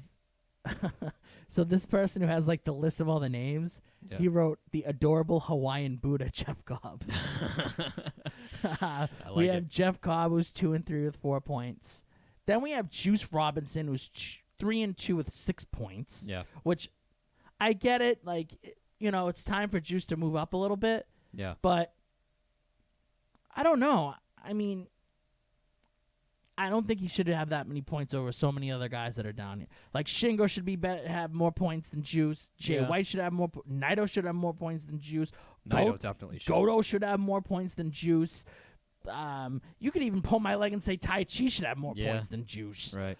Jeff Cobb definitely should have more points than Juice. It's just like, and then I love Ishii, but 6 points already? Yeah. Ishii's having a strong G1. There's no way he wins. No, of course. But it's like, is he going to go on a big losing streak? Because I can't see that either. No, who knows with Ishii? I don't know. So now they're making it stamped with Jon Moxley 5-0 at 10 points. Yeah. What they're going to do is they're going to do like the battle of undefeateds, I think, which I hope they don't. And they're going to have him and Okada undefeated in the main event, and they're going to either have him beat Okada and then lose at Wrestle Kingdom, or Okada beat him and then pick as a... I think it's dumb. I'm not a fan of that. Not a fan of that. I hope they don't do that. That's the vibe I'm getting. Yeah. That's what I think is going to happen. I think you're going to have Moxley and you're going to have Okada, because I thought it was going to be Kenta. Yeah. I thought you'd have like the two new guys come in, but him losing to Okada, forget about it. Yeah, the tiebreaker's gone. So tiebreaker's done. Yeah. So it's like, and I don't see Okada losing twice. If he loses, I could see him losing one time. Yeah. So let's look over what are the remaining matches. Yeah. So the remaining matches are, so B Block is this Thursday. They're the next ones. You have Juice and Naito. You have this isn't giving me the night before though. So this is just whatever's coming forward. So we're missing the night before. Right. We still don't know the night before. I know Okada's fighting Lance Archer, so he's definitely going to win. Yeah. He's going to win again. Right. So Juice and Naito, Ishii and Goto. So you'll probably have Naito beating Juice. If Naito doesn't beat Juice, Naito should beat Juice. there's a problem. Yeah, Naito should beat Juice. You have Ishii and Goto toss up. Yeah, Ishii should probably win though, Ishii will probably win. because they're already talking about Goto. Like, well, his G1's over. And then so you have Yano and Moxley. telling you, Maybe. Telling I ya. just think that'd be dumb. watch for the surprise. I think that'd be dumb. Yeah, Jeff Cobb and Shingo. Cobb should win. I think Cobb should win. Yeah, But Shingo needs a win too. I know that's a tough one. I don't because know. it kind of screwed them both. So And now then it's like, Tai Chi and Jay White. yeah, Jay White better win that. Jay White's got to win that. Yeah. I'll be pissed if he doesn't. Oh win yeah, that. Jay White has to win. Then we have then Saturday we have Okada and Sonata. I could see Sonata pulling a fast one and winning, yeah, but which will piss me off. yeah, I, I hope could not. see it. Tanahashi and Ibushi. Ibushi has to win that. Yeah, he should. Yeah, He has to because he has to get back to but the I loss wouldn't from be last year. surprised to see Wouldn't be- Tanahashi wouldn't win be it. shocked. Yeah, Osprey and Evil. yeah. So Osprey better win that. He better win. But they like Evil going on these runs, so I worry about that Kenta too. and Bad Luck Fale. Clear win for Yeah, Kenta. right. If Kenta loses, it's a problem. Yeah, And then Zack Sabre Jr. and Lance Archer. Zach needs a win. Zach needs a win. He needs a Yeah, win. please let him beat Archer. Then we have Sunday, Juice and Tai Chi. I'll probably give it a Juice. Toss up, yeah, but Toss give up, it to though. Juice. Ishii and Yano. Ishii should win that. I could see But I Ishii could winning, but see since Yano- he's so high up right now, Yeah. they need him to lose at some point. They need him to be derailed. I could Yeah. see him getting screwed by Yano and losing. Yeah, Goto and Cobb. Cobb should win that. I would hope Cobb would win, but I could see Goto winning. Yeah, Moxley and Jay White that should be a really good match. be a really good match. Yeah, But that might be the one that derails Moxley. If Think Jay so? White does go on this miracle run, because by then he would Maybe. need to beat Moxley to stay in it. yeah, maybe. So, maybe I then? could see that. That might be maybe the one. I doubt it though. Yeah, And then Naito and Shingo, which will Oof. be very interesting. that will be because interesting. they're teammates. Right. Then we have on next Wednesday Okada and Evil. Again, I could see that's another person that I could see. Yeah. Somebody. I don't know if he's going to go all the way undefeated. Yeah. I kind of hope he doesn't. I hope he doesn't either. I think just he's don't going to know. eat a pin. I just don't know who's going to beat him. The problem though. is the two guys that should have beat him, he beat Kenta and Osprey. Yep. One of those two guys should have Yep. handed him a loss. and Then he didn't. Tanahashi and Fale. Tanahashi's got that Tanahashi's gonna dub. win it. Yep. Ibushi and Zack Sabre Jr. Ibushi's got that Ibushi will dub. win. Osprey and Kenta. Kenta's got Kenta's it. gonna win it. Yeah. Yeah. Osprey's down there, so Yep. that might be done for him. Yep. And then Sonata and Lance Archer. Sonata better He win. better that. win, but Yeah. the walking corpse of I Lance know. Archer. Then we have next Thursday Juice and Jay White. Jay White will win that. He better win. Yeah. Because again, I still think he's gonna go on a run. I can't imagine they're so? gonna bury Jay White. Like it just. I hope not. I hope that him beating Juice is him going, all right, now I've won 5 in a row. And or like something. before, they made him like just a bastard. Like he was a bastard of a person. Oh, he was awful. Yeah. And then now he's like a bitch. Yeah. He's like a cowardly heel. Oh, yeah. Like a really bad cowardly heel Like too. Gato's getting way too involved. Like they in all of his really, matches. yeah. Like he's completely like one on the other spectrum of like being a Yeah. heel. I don't know why they've changed him so badly. I don't know either. I want the knife pervert back. Yeah. I don't like this Jay White that runs and hides behind Gato at Yeah. the start of every single Just match. like a cowardly dude. Like yeah. No. even the Blade Runner hasn't looked as good. No. Like I feel like he's been lacking when he hits the Blade Runner. Yeah. I don't know. So then we have Yano and Tai Chi, Goto and Moxley, which should be a good match, Yeah, but it will be. obviously Moxley's going to win. Yeah. And then Cobb and Naito. Good match. Naito should win. Then we have next Saturday, Okada and Ibushi. That could be one. That's his that loss. could be the one. That's his Ibushi. loss. Yep. That's his loss. That's going to be the loss. I That's hope his that's the loss. loss. That's his loss. Because that should be a great if match. he doesn't, Forget about it. Yep. Yeah. He'll go undefeated. that's his loss. yeah. That's his loss. Then we have Tanahashi and Osprey. Love you, Osprey, but Tanahashi's going to win that. Oh. He is. Then we have Kenta and Sabre Jr. Kenta's going to make him tap. Oh, I would love that. Yeah. Then we have Evil and Lance Archer, Sonata and Bad Luck Fale. Yeah. Then next Sunday, which is the last night, August 11th. Yeah, It's the last block matches, right? is the last block match. So not this Sunday, but next Sunday is Juice and Moxley. Which you think is a chance he could lose? Could be. I don't. There think is so. that sort of. He took the U.S. title off him. Juice has been. and they're pushing the Juice has been like more intense. He's been and more stuff. intense. He's had it marked on his calendar, kind of thing. Yeah, I don't know. Ishii and Tai Chi, they always have some crazy matches. Yeah. Yano and Jeff Cobb. Jeff Cobb's gonna have like his thing pulled over his head. Oh yeah, it's gonna be embarrassing. Goto and Shingo, and then Naito and Jay White. That's gonna be. That could come down. That could be a case where both Naito and Jay White are on runs at that point to try and get to the top of the block, and that should be a great match. Yes. Yep. And then the final is August 12th on a Monday. The winners of A block and B block. So I don't know. I'm a little disappointed with how. I guess I'm kind of shocked with a lot of the way people have been.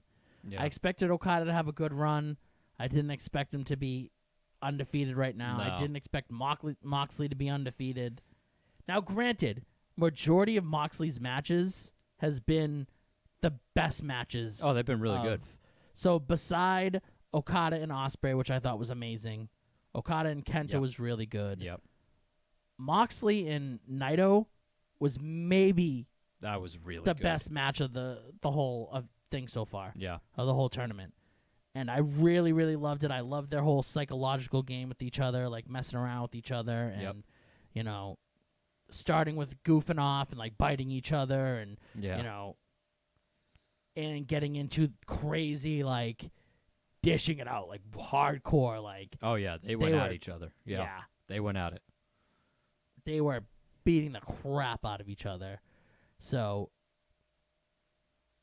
I thought that was probably, it was up there for being, Yeah. It was top 5 at least. Top 5 matches. and it was one of those things that I thought Naito had it. Yeah. Like going into it, I'm like, oh, Naito's got this win. There's no way he doesn't beat him. Like he's Yeah. gonna be the first like top guy he's faced. Like he's gonna beat him. And then he hit him with the Destino, and he kicked out, and I was like, oh. Yeah. But then he hit him with the Death Rider, and he kicked out, and I was like, It was yeah, good. It was exactly what, you know, we asked for. It was Yep. definitely, it was awesome. So, yeah, I don't know. I think it's gonna be Moxley and. It looks that way. Yeah. Or it's I think it's definitely Moxley. Hands down, Moxley makes it to the final. I don't see him losing unless it's in the final. I'm not sold that Moxley's winning the block. It's there's still too much that can happen. Sure. So I still think Jay White has a shot to just go on a miracle run, and But they he can't elevate lo- him back to the top He basically that way. can't lose again. Yeah, that's fine. What better way to bring your best heel out from the ashes than for him to go on a run like that? He'd have to beat Moxley head to head, Yeah. which he could, and then his last block match would be against Naito. Like, he could still do it, especially if not only if he beats Moxley, but if Juice does. I still think there's a shot. I know you don't, but they are pushing Juice. I know they are, but they're pushing Moxley more. I know. And but the Japanese fans love him. they do. They love Moxley. So I could yeah. definitely see They've him and taken to Okada. him big time. That's why if somehow Okada doesn't win and he wins the G1 and then fights Okada at Wrestle Kingdom, yeah. Oh, that'll be I could see that. But I don't know. I feel like they're gonna they're gonna have him beat Okada in the G1 and then lose at Wrestle Kingdom, Right. Because he's technically not. I mean, like, he's signed with them, but he's not signed with them. He's at not the same fully committed. time. Right. Yeah. Yeah. So I don't know. I just it started out great. I thought it was gonna be awesome. I'm just not the way they like Naito. Like so many guys should have better records. The than standings are weird. Yeah, Really what they're weird. doing with the standings is weird. I'll say this. At least they've given me, I can honestly say, at least 4 to 5 really good matches. Sure, Which, sure. but that's generally great. I'll the take it. G1, like almost every match every night is good. Yeah. I guess. it's not been But I'll as take it. quality as last year's. No, of course or not. the last couple years No. for sure. It's definitely a step back, but it's not like a complete failure. Like I don't think. even Ishii looks haggard a little bit. Yeah. He looks tired. He doesn't look like he's wrestling as good I as don't know. he His usually match does. with Juice and Moxley were both barn burners. Oh, but I just usually every match with him is usually like Sure. like last year I'm gonna smack the lip off of Kenny Omega's Oh, face. that was disgusting. So, I mean, I Yeah. just feel like he hasn't been. I think if anybody's looked kind of good, Tanahashi's looked kind of good. Yeah, I'm He's surprised looked better, Tanahashi. like more healthier. Yeah. Like Tanahashi's looked good. Ibushi's looked good. I see. I think Ibushi's taken a step back.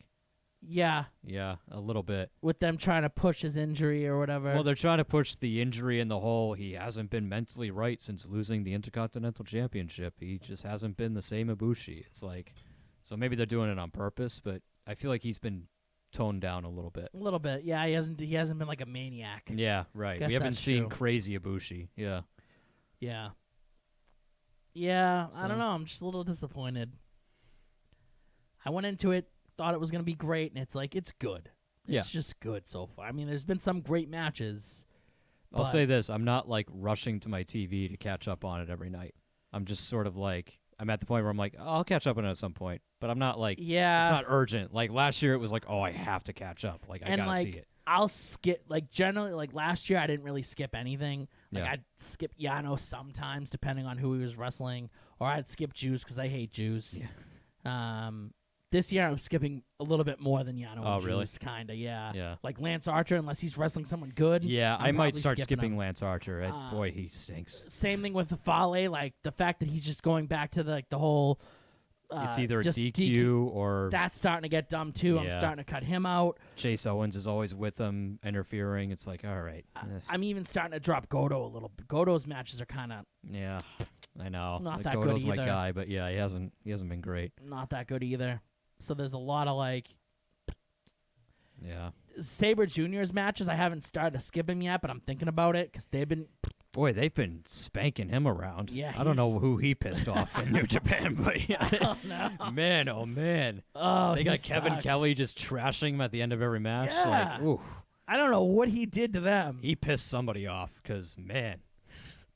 Yeah, I don't know. A lot of people don't look good. Yeah. A lot of people don't look good. Jay White looks real. I don't know. I want.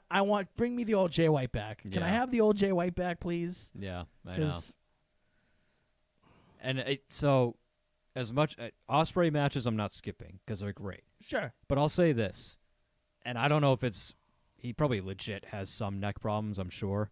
Does it have to be every match that he has to constantly be grabbing his neck and like doing the whole neck injury thing? Like it's every It's match. the same thing with Ibushi and the ankle, though. I know, but like I feel like Osprey does this all the time. He did it in the Best Super Juniors too. Yeah.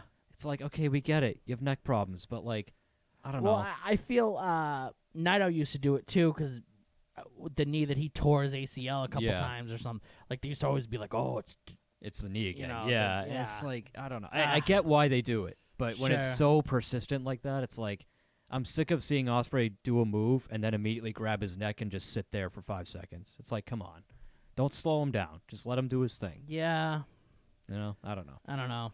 I think That's like a minor complaint, but it's just no. I eh. feel you. I feel you. Yeah, I think they definitely because then they'll worry about his neck and show you that, and then he'll do like something where like they're pounding each other's necks with like Yeah. elbows for like 5 minutes. Yeah. And it's like his neck was just killing him. He was just holding his neck. Right. And you just pounded his neck with He elbows for literally like just 5 had minutes. to. He had to take a knee in the middle of the ring and hold his neck because it hurt so much. But you're gonna have him like just crack the and be like cracking "Come on," forearms back and and like forth. lift his neck like this and be like Like hit me right here where I was just holding it. it's Like just what- like come on. yeah, That's a little too much. it is. Like that yeah. I don't know. So we want to end this relatively soon so we can get into War of the Realms. Mm-hmm. But let's get into WWE slightly Yeah. because you're wearing am. you're back. I'm I got like half a foot back in the door. I want to say you're 1 foot in. You're I don't 1 know. foot in. I don't know if I'm 1 foot Give in. him 1 foot. All right, I'll give him my left foot. I'll give him my non-dominant foot. All right. My non-dominant left foot So is you back still in have the door. right foot out, so you can run Yeah. if you need to. Right, yeah. So if I Okay. need to make a quick pivot and run, I can. You want in there. You're one. Yeah, in there. yeah, a little bit. So what have you loved most? Because I honestly think you love it a little bit more than I do. So at least last night was a great example of what I like. I just like that there's more snarl to it. There's more brutality to it. There's like backstage brawls. There's just guys are like, I feel like guys on the roster are angrier at each other. Sure. And the rivalries are a little more intense. They don't feel as like just kind of randomly set up as they used to. So I feel they're a little. I agree with you, but I feel the announcing's gotten kind of hokey. It has a little bit. Yeah. It's like that I'll give you. It's yeah.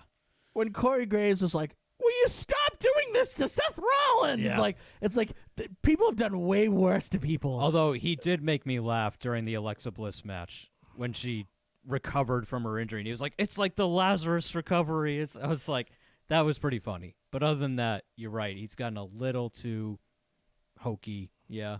Yeah. I feel like Cole is just kind of asleep at the wheel a little bit as well. Like I he don't feels know. like he just hasn't really cared. I don't know. Yeah. I don't know. It just doesn't feel like. And it's tough because when Cole is asleep at the wheel and Graves is being like really hokey, that sucks for Renee Young, who's trying to like get better at what she's doing. And she really can't get And anything she's in just there. not there yet. It's not her fault, but Yeah. like Cole should be setting her up and like helping her out, and I feel like he's not. Yeah, I feel like the announcing's been very different since Paul Heyman's jumped in. Yeah. Where before it was like Cole was like the main attraction, and they were kind of like bickering children, him and Renee. Yeah, yeah. And now it's kind of like Corey's kind of taken more of a. I feel like Heyman is highlighting Corey more. Definitely. You can tell he's a Corey Graves guy because Yep. Graves gets a lot more time to talk these Yep. days than Cole does. So, which I like Graves too. I do. I like him, but I feel like when he's asked to carry a whole 3-hour program, it's too much. Yeah, I don't think he's a play-by-play guy. No, he's That's not. the thing. He's He's not. not a play-by. He's kind of like a hybrid color play. He's a little bit better than a color commentator. Well, they want him to sort of be like. It seems like they want him to be a little bit like Jim Ross, where he can do play-by-play, but he also tells you the story behind it, and he, does stuff like that. He's just not there yet. Never be Jim. Not there. And yeah, of course, he'll never be JR. But Yeah. he's just. You still need Cole to take the reins at play-by-play, and just let Graves and Renee Young kind of chip in when they can. So yeah, it's been a little disjointed, a little weird. So what are some of the things you love most? Who do you think has benefited the most since Paul Heyman's taken over? Well, the club definitely has. Yeah. Gallows and Anderson. It's nice to actually see them in meaningful matches. So it's nice to kind of see them back. They're kind of like that menacing what they should have been when they first Yep. came in and everything. But it's like, are we really that scared of the U.S. champion? No. They should have. So- He should have been the champ. Yeah. They should have Balor in there being the U.S. They should have all the titles. Yeah. If they're smart, that's what they should have done. And maybe they're headed that way. I don't think so. They could be headed that way. I don't know. I think you're going to have Brock and. I'll say this. You know me. I'm not a Brock guy. Brock's been awesome lately. He's been awesome. He's been really good lately. See, I think Brock's been awesome since he's had the briefcase. I feel like he was mailing it in. Oh, when he was previously. busting the moves? Oh, not then. No, I'm saying, then he like, started to turn the as corner. soon as he got the briefcase, I feel like Yeah. you got a new Brock. No, he and was he- like busting moves. He was like actually like He's been awesome lately, yeah. there's actually like jump to his suplexes. now. Yeah. Like he's actually like He really looks like rejuvenated, Right. yeah. He looks like he's back. I don't know if they like paid him more money or I don't know what they they did. Yeah. I don't know what's going on, I don't but know. yeah. what- and he's been there every week. Yeah. He's shown been up there every week. I was shocked when his music hit last night. I was like, wait, Brock's here? He's been there And every he just week. came out just to brutalize Seth Rollins. That was now. That was Like, gross. I don't know how they faked that. The F5 on the chair was nasty. The F5 in the stretcher. Yeah. Like he had to take that. There's no way he didn't take that. Oh no, that he landed directly on it. So I don't understand like how he's not legitimately hurt. Like I think he took some legit bruises and scrapes. I think they told him, they're like, look, this week's gonna hurt, Seth. It's gonna hurt. Just letting you know. Get the ice packs ready. It looked bad. Yeah. It was. I haven't seen one of those in a while. I mean, the steel chair, the second time he F5'd him on it, legit like folded in half and broke. Yeah. Because Seth landed directly on it. Like, and it was what, 3 or 4 times in the chair, and then and then backstage on the stretcher. Did he get him on the steps too? I don't think he did the steps. No. Okay. I thought he hit him on the steps. And again, like Seth was coughing up blood. Like it had a air of brutality about it that we haven't seen in a while. So I don't know. I'm digging that. I think they've done a good job with that stuff. There's still some things that I don't like. Yeah. I'm sick of seeing War Machine. I haven't really. Why are they crushing people still? I don't know. Why are we doing squash matches with them? Yeah. We get it. We get it. Yeah. Have I them agree. start squashing like good teams. I then. turn the channel when I see that. I'm like, yeah, no, I know that they're great. I'm and they're all powerful. set. I skip it. Yep. Yeah. Don't need to see it. I'm not really feeling the whole Becky and Natalia. That's a little forced to me. Yeah, I've never been a Natalia fan. I like Natalia, but I know she's good in the ring, but she's so dull. I just feel it's like forced. It is. It's really forced. Yeah, her all of a sudden being like, I hate Becky. And it's like, no, you don't. Yeah. You didn't hate her 2 weeks ago. Now all of a sudden, right. you're like, fierce rivals. Come on. Like, I like that. I thought that they were going to give Sami Zayn a push. I guess not. Exact opposite. Yeah. Yeah, I guess not. Yeah, I guess not. And then what's up with the whole Bray Wyatt stuff? Why bring him back? Yeah. And then not have him. I will say this. At least it's looking a little better than it did 2 months ago when it was just the Firefly Funhouse. Oh, because now they're not trailers. doing really. Yeah, now they're not. Now doing he actually looks legit scary, and it's like, oh, okay. Yeah. But yeah, it's got to go somewhere after this. We'll see what happens. Yeah. It was supposed to be him dismantling Balor. Right. But he's injured now. Balor's somehow. hurt. Yeah. So. And it's still hard for me to take Samoa Joe seriously because you keep making him lose. Yeah.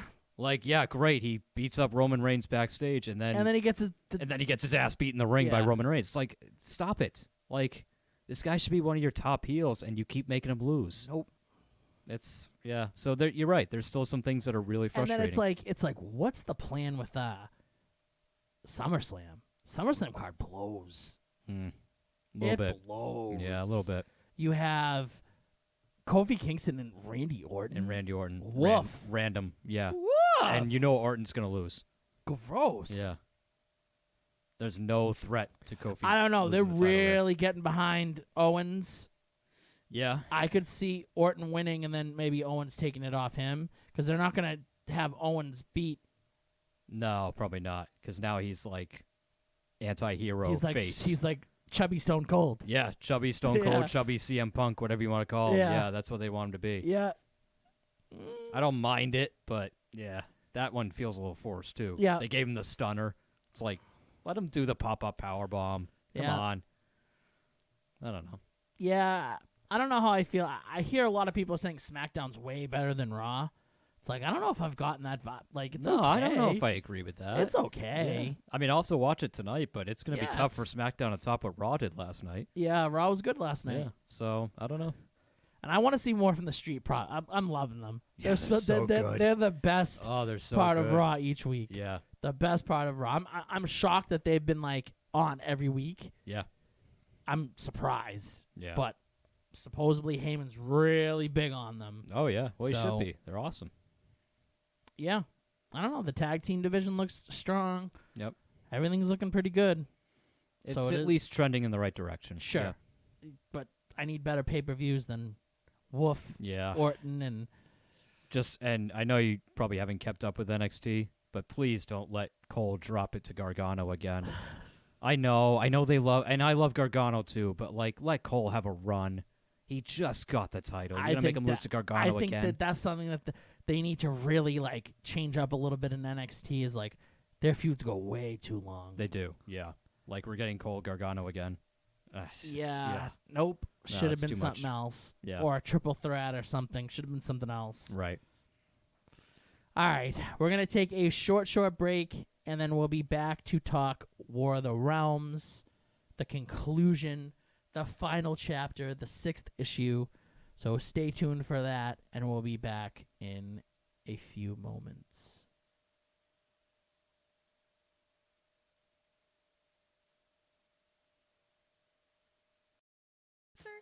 Don't let office space and equipment be what gets between you and your dreams. New studio space is now available through the Go Network. The Go Network is a multimedia broadcast company that currently hosts live radio shows and podcasts.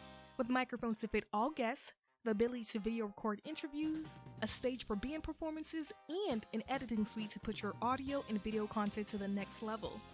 The Go Network will provide assistance with producing, editing, sponsorship outreach, marketing, and more. You can create the podcast or web series you want with the lower price tag. Visit our studio location in Norwood or our audio suite in Canton.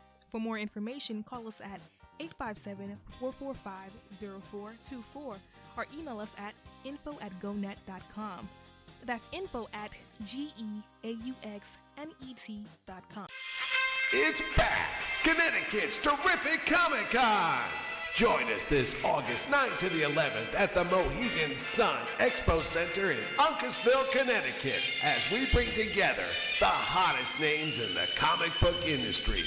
There'll be no wrestlers, no psychics, no crazy stuff you don't want to see at a Comic-Con. This is 100% pure Comic-Con action, and it's only at Terrificon. You'll see today's top talents like Tom King, Donnie Cates, Ryan Stegman. Plus, Terrificon is the place where fans get to meet the legends that they love. You'll see Jim Steranko, Chris Claremont, J. Micro Straczynski, and making his final Comic-Con appearance, the one and only George Perez. Join us as we also celebrate Batman's 80th anniversary with a salute to his films. You'll see Billy D. Williams, Val Kilmer, Robert Wolf, and so many more. Plus, you'll meet from Doctor Who and Torchwood, John Barryman, John Wesley Shipp from The Flash, and the first Avenger himself, Red Captain America Brown, will be there. Plus, the voiceover actors from the Animaniacs and Pinky and the Brain. Join us for a real Comic-Con at the Mohegan Sun, August 9th to the 11th, when Terrificon comes back to Connecticut. See what all the fuss is about at Terrificon.com. Has your computer seen better days? Is it always freezing and lagging? Are you constantly plagued with pop-ups and viruses? Are you not able to get any work done? You don't need a new computer. You need Phoenix Technology Support. With just one call to Phoenix Technology Support, you will never have to stress over the hassles of taking your computer to a repair shop again. Just leave your computer right where it is and let us come directly to you. Phoenix Technology Support has over 10 years of experience in the industry of customer support and IT solutions, and it's the best place for help with all of your home or business electronics. From gaming systems to tablet setups, smartphones to smart TVs, even business servers and emails. We will help set up or troubleshoot almost any technology in your home or office. So next time you think your technology is at the end of its life, have it rise from the ashes like a phoenix by calling Phoenix Technology Support at 617-658-3240. That's 617-658-3240, or go to www.phoenixtechboston.com. Hey Dan, you're a gamer. What is the comfort level of where you are playing? Comfort does not exist in the gaming world. After several hours, you push through the pain. You need Edge. Edge? Extended duration gaming equipment. Do you like your headset? Let me guess. I have to drop hundreds of dollars for the newest, most comfortable headset. No, sir. Keep your headset and let Edge make it better. Add a soft top made from 100% plush sheepskin wool to eliminate top-of-the-head pressure. So I can keep my lucky headset? Keep them and your backups, but let Edge give them an upgrade. What about the seating arrangements? At a tournament, you get a metal folding chair, which is great if I want to knock out a professional wrestler. Terrible if I have to sit in it for hours at a time. Just like Edge upgraded your headset, now they're going to upgrade your chair with Soft Seat. No more fidgeting around trying to get comfortable, no more pain in your back, shoulders, and butt. Turn any chair into a comfortable gaming station. Go to edgeprogaming.com, type in the code GONETWORK, and receive discounts on your entire purchase. Take your gaming to the edge. Are you in need of stickers, be it for personal or business use? Then you need to go to StickerU.com right now. That's StickerYOU.com. Sticker U is passionate about providing you and your business with the highest quality custom stickers, labels, decals, and iron-ons. They can even make you temporary tattoos. If you want to stick out from the competition, then you need Sticker U, as Sticker U provides the best platform in the world to create custom products that make you stick.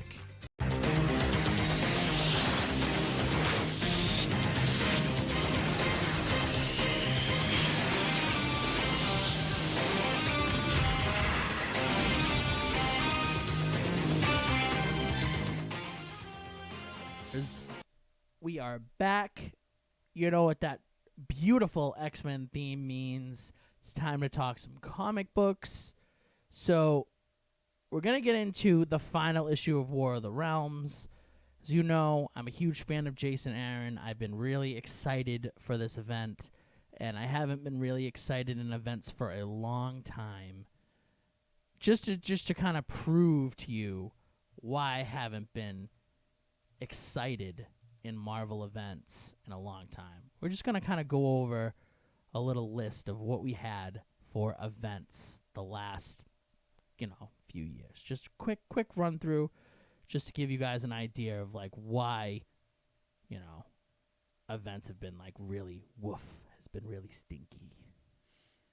So we've had gross. A lot of these I just like skipped. Wow. Yeah.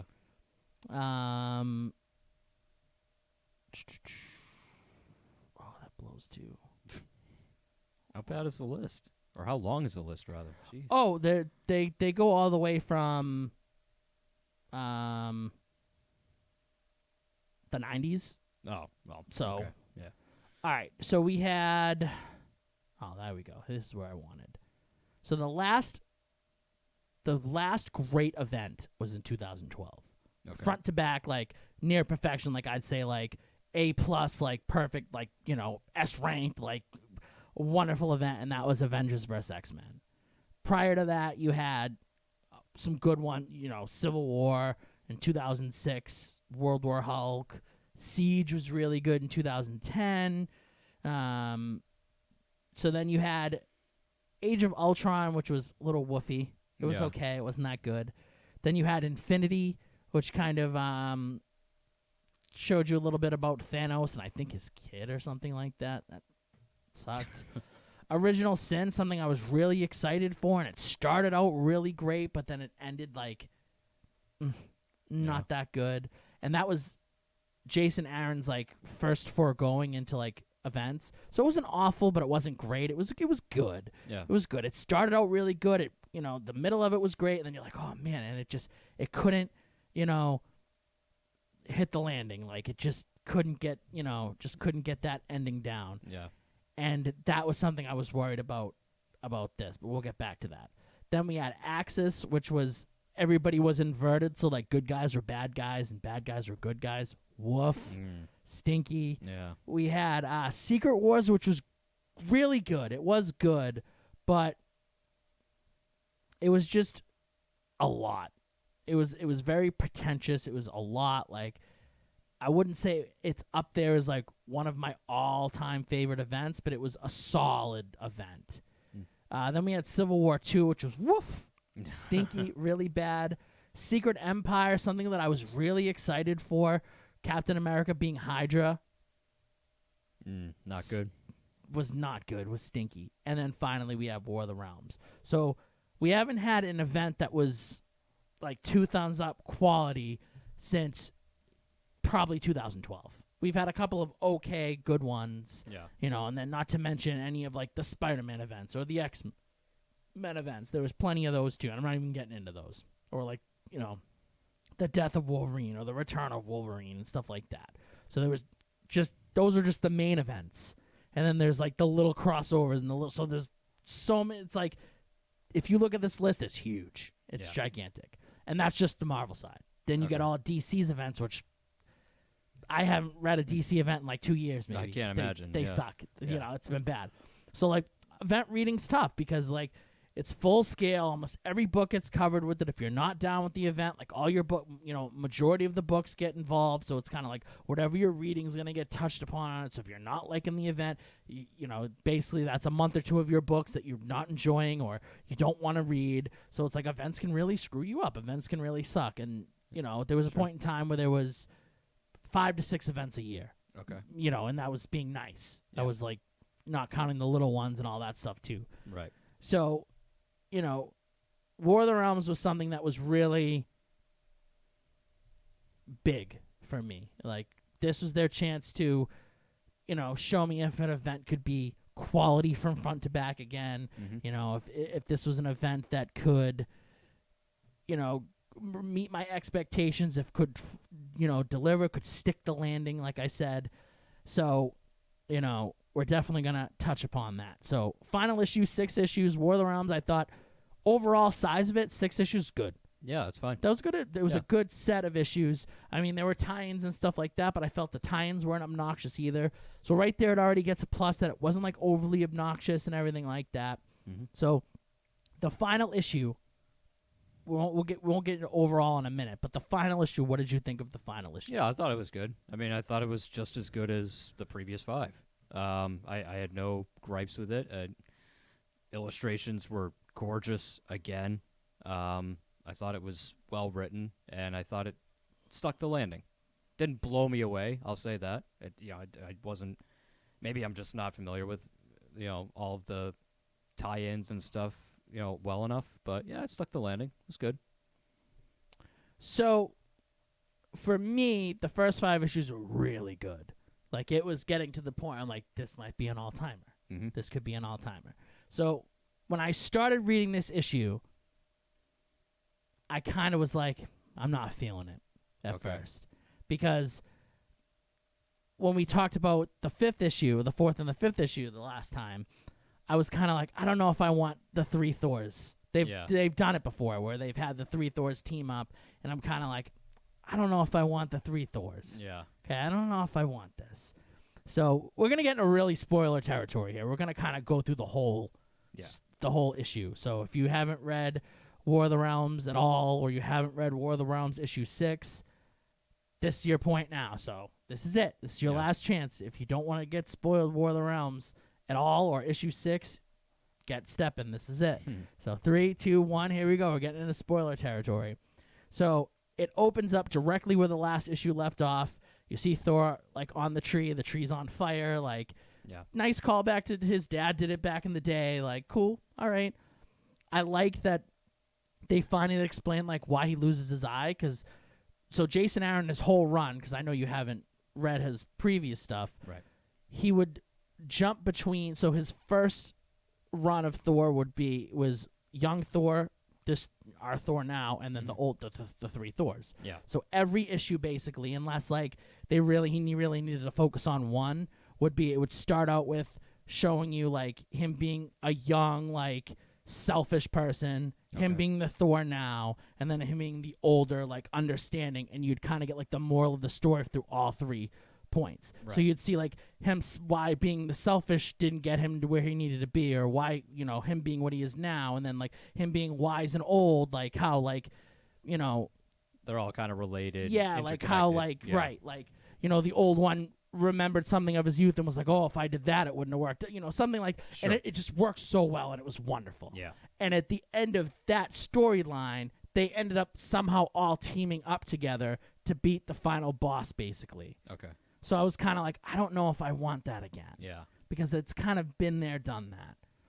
So you see Thor on the tree. He gives up his eye, and the tree's like, not good enough, dude. Like, you need to give me the last piece of Mjolnir. Like, the last little piece he had left, because Mjolnir got destroyed prior when Jane had it. So he had one little piece left to, like, remember his, like,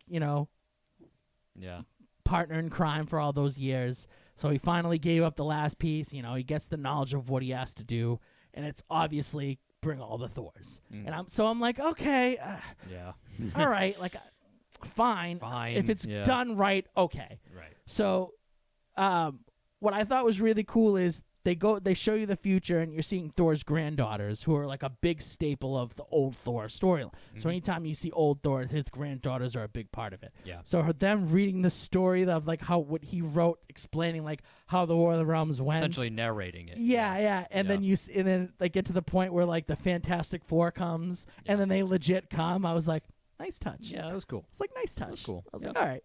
So at this point, I'm like, all right, old Thor's coming. I'm like, okay, like, all right, this is okay. And then you see young Thor pop up. So at that point, though, I was like, all right, time travel sometimes muddy things up. I thought they did time travel just enough to where it didn't get confusing. Wasn't too bad, yeah. Yep. But the only thing that kind of took a little away from me was now at this point, there's no danger. Basically, there's no danger. I mean, I guess you could still have Thor die and then somehow it affect it. Like, they make that moment of, oh, don't be dumb to, like, the younger Thor. Like, if you die, like, we all die or something like that.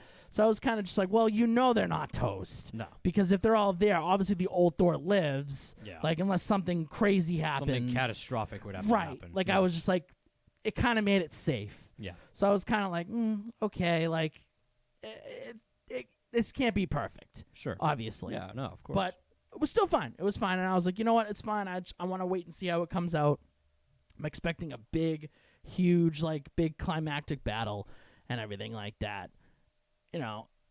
What I thought was a really nice touch. So you have all the Thors meet up. They're getting ready. Malakath's like, hey, you want your parents back? You got to come. If you come with anybody else, I'm killing your parents. Yeah. Your parents are toast. Right. So, you better come alone. So technically, he kind of comes alone. Yeah. Only Thor comes. Yeah, so, sure. Yeah. So then you get them all setting up. You see Jane, who the last issue looked like she was piecing together the ultimate Thor hammer from like the Ultimate Universe, which made her Thor again. Right. So at first I was kind of like, again, this is now I'm here. I just got over the whole Thor thing. I'm like, all right, I'm okay with the 3 Thors now. Yeah.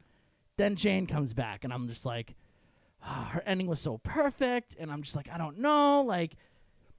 But then once I saw her back as, the goddess of thunder and Thor again, I was like, she played such a huge role with the War of the, like, while Malakath was setting up taking over the other realms, that I felt like it was unfair to not have her kind of be there, I guess. It was unfair to me, I thought.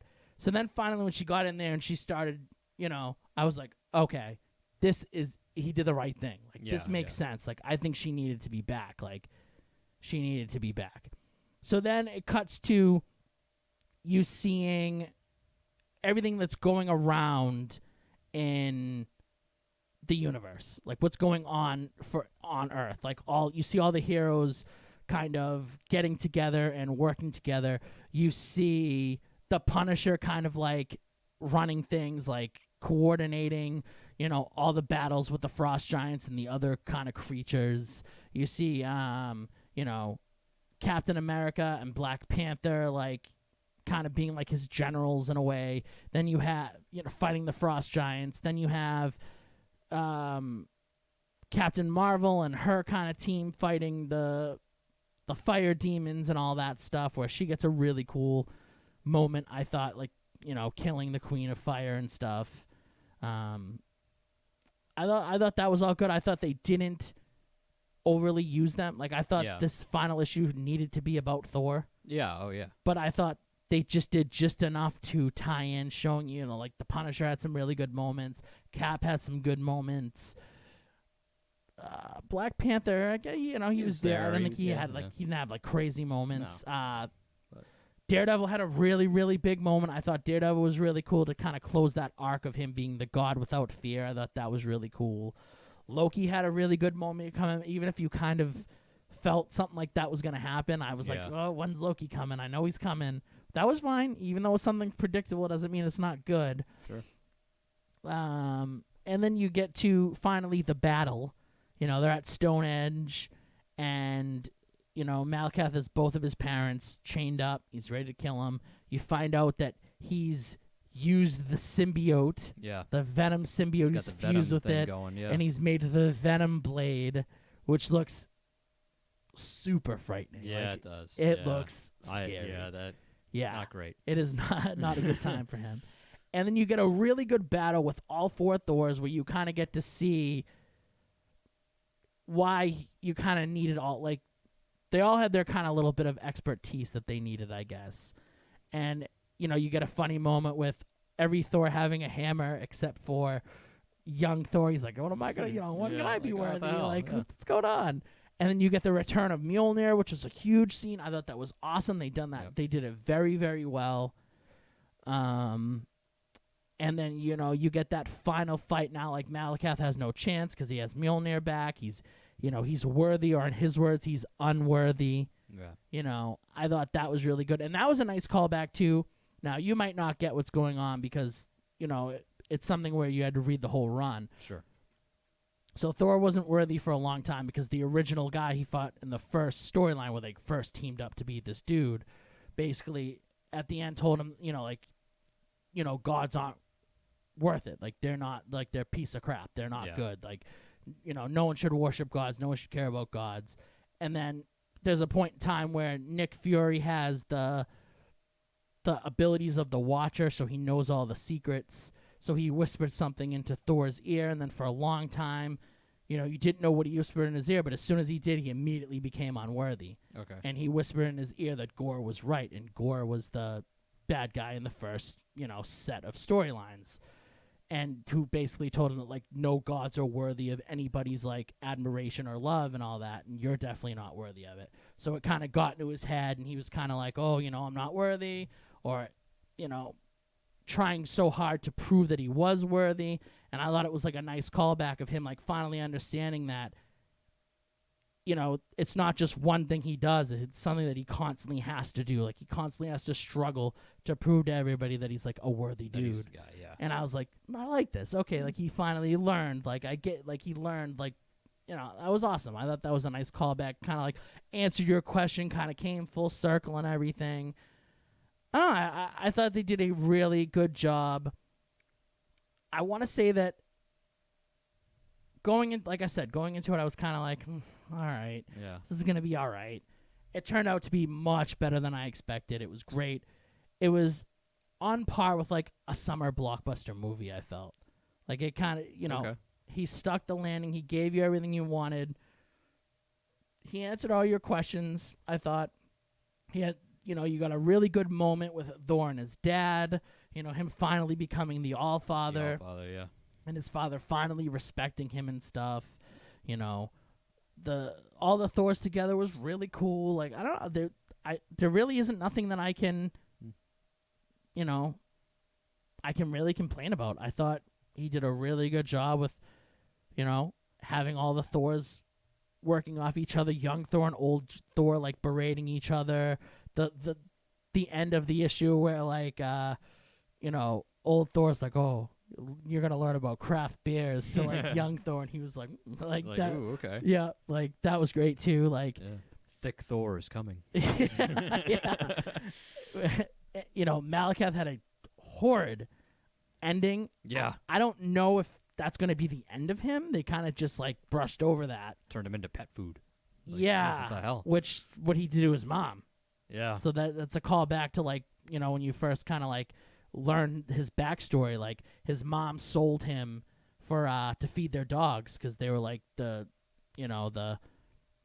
leaders of, like, the hunt or the march or whatever the hell, the dogs. Yeah. And then when he comes back after, like, going through war and everything and killing people and learning his sorcerer ways, he comes back and feeds his mom to the dogs.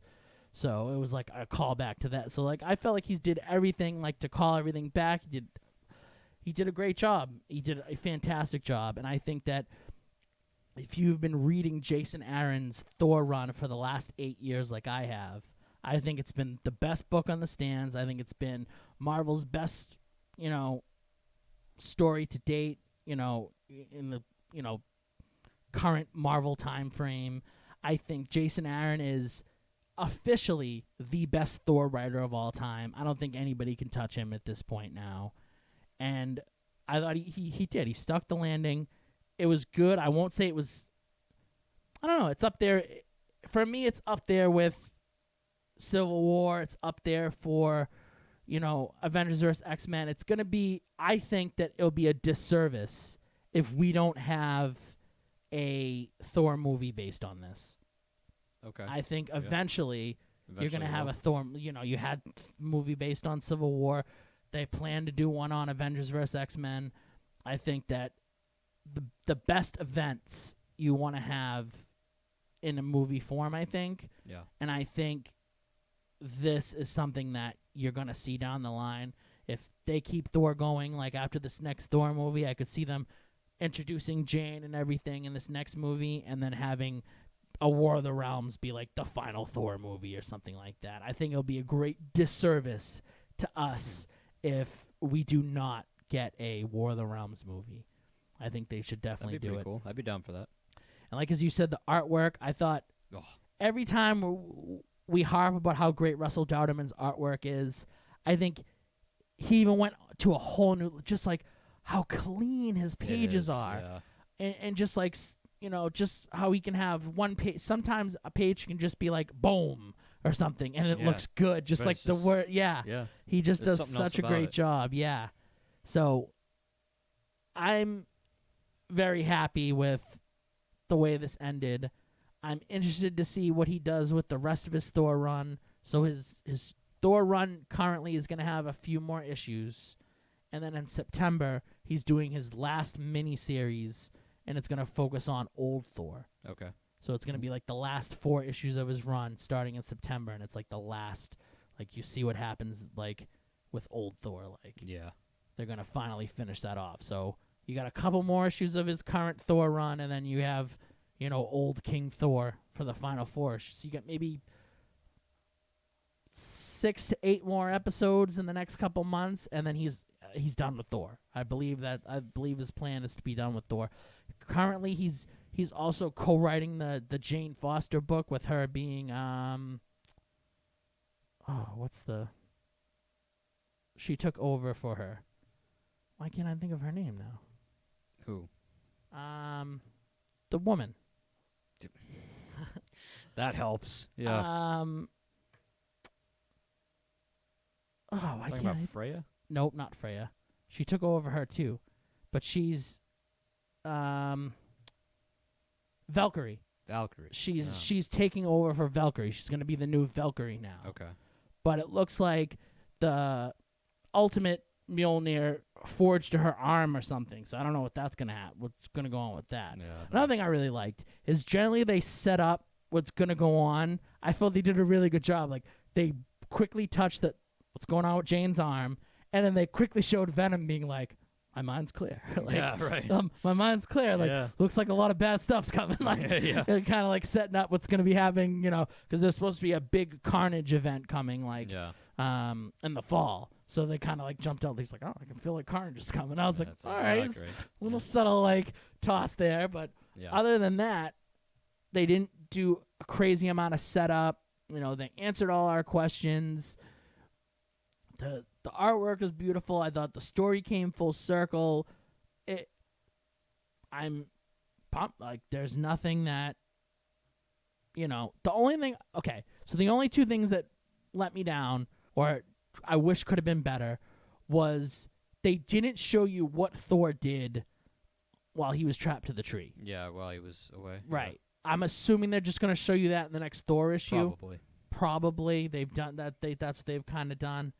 And the fact that Thor was never quite in Dane. That I felt like he was never truly quite. I mean, I guess they could have done something, But yeah, as soon as he showed up, it was over. As soon as you knew all of them were there and everything, you kind of. It was done. It was more of like, let's just see how the ride ends. Like we know, Right. We just got to see how. We know what the final score is going to be. We just got to figure out how we get there. How it gets there. Kind of. So that's the only thing I wish that maybe, they made that a little bit more suspenseful. Sure. Other than that, I can't really complain. I think overall, a number-wise, it's been a 9 or a 10 for every issue.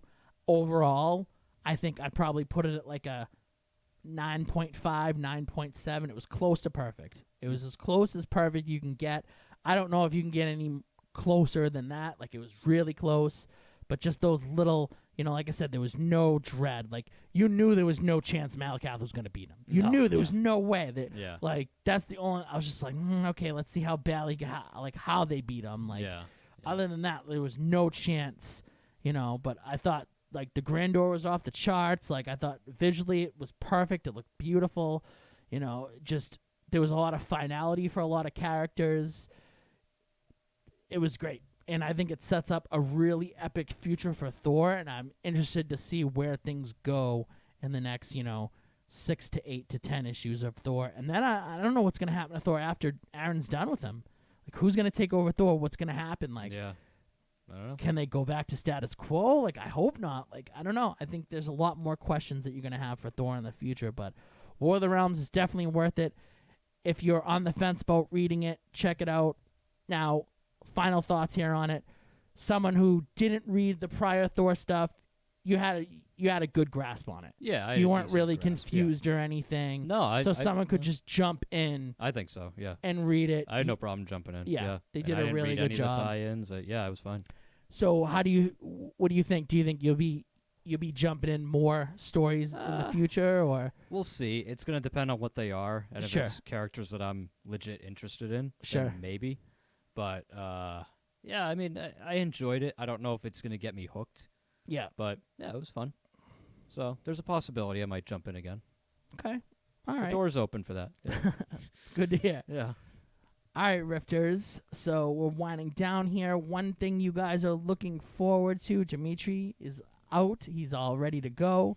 What are you looking forward to, Jason? I think we're 52 days away from fall. So 52 more days of this obnoxious weather, and then we'll be into the nice seasons of the year. We can finally get out of summer because summer blows. So are you like a winter guy? You like winter? I'm a fall and winter guy. Yeah, summer really? blows. Okay. I hate the heat. This is obnoxious. I want it to be over. I don't know if I'm a winter guy. I like the fall's my favorite season. Yeah. So, but yeah, I'm looking for the fall. Like, I can't wait for haunted houses and stuff. It's a big thing for me. Like, I always review them on the show and stuff. If you should come to some this year. Yeah. I try to go to like a ton. But for me, what I'm looking forward to next weekend is finally Terrificon. We've been talking about it all year, hyping it up all year. So next week, we're going to have Mitch on the show next Tuesday to do one more hype run, one more hype train for Terrificon. We're going to talk about, Spider-Man Far From Home. We're going to talk about the recent Marvel movie findings, like what Mitch thinks about them. So we're going to talk a lot of Marvel stuff, a lot of Terrificon, but I'm looking forward to having Mitch back on and finally going to Terrificon again. It's been a while. And actually spending the weekend there, not like last year where we just went for like the day and had to come back. Like, now we're actually going to be there for the full weekend again like we normally are. So that's what I'm looking forward to. So thanks for listening to this episode of Static Rift here on the Go Network. If you like what you heard, you can find us on any podcasting platform at Static Rift Radio. You can find us on all social medias, same at Static Rift Radio, or on YouTube every week. Just, again, look up youtube.com/Static Rift Radio. That's where we do all of our live shows, so hopefully you'll come back and listen if you listen to tonight. Maybe give us a like, maybe give us a review, a comment, let us know what you think. Tell us the show's great. Yeah, subscribe. That'll probably be good, right? Absolutely. Subscribe, listen to us, watch us, all that stuff. So thank you for listening to this episode of Static Rift here on the Go Network. You can find us same static place, same static time. I love you all, and have a fantastic night.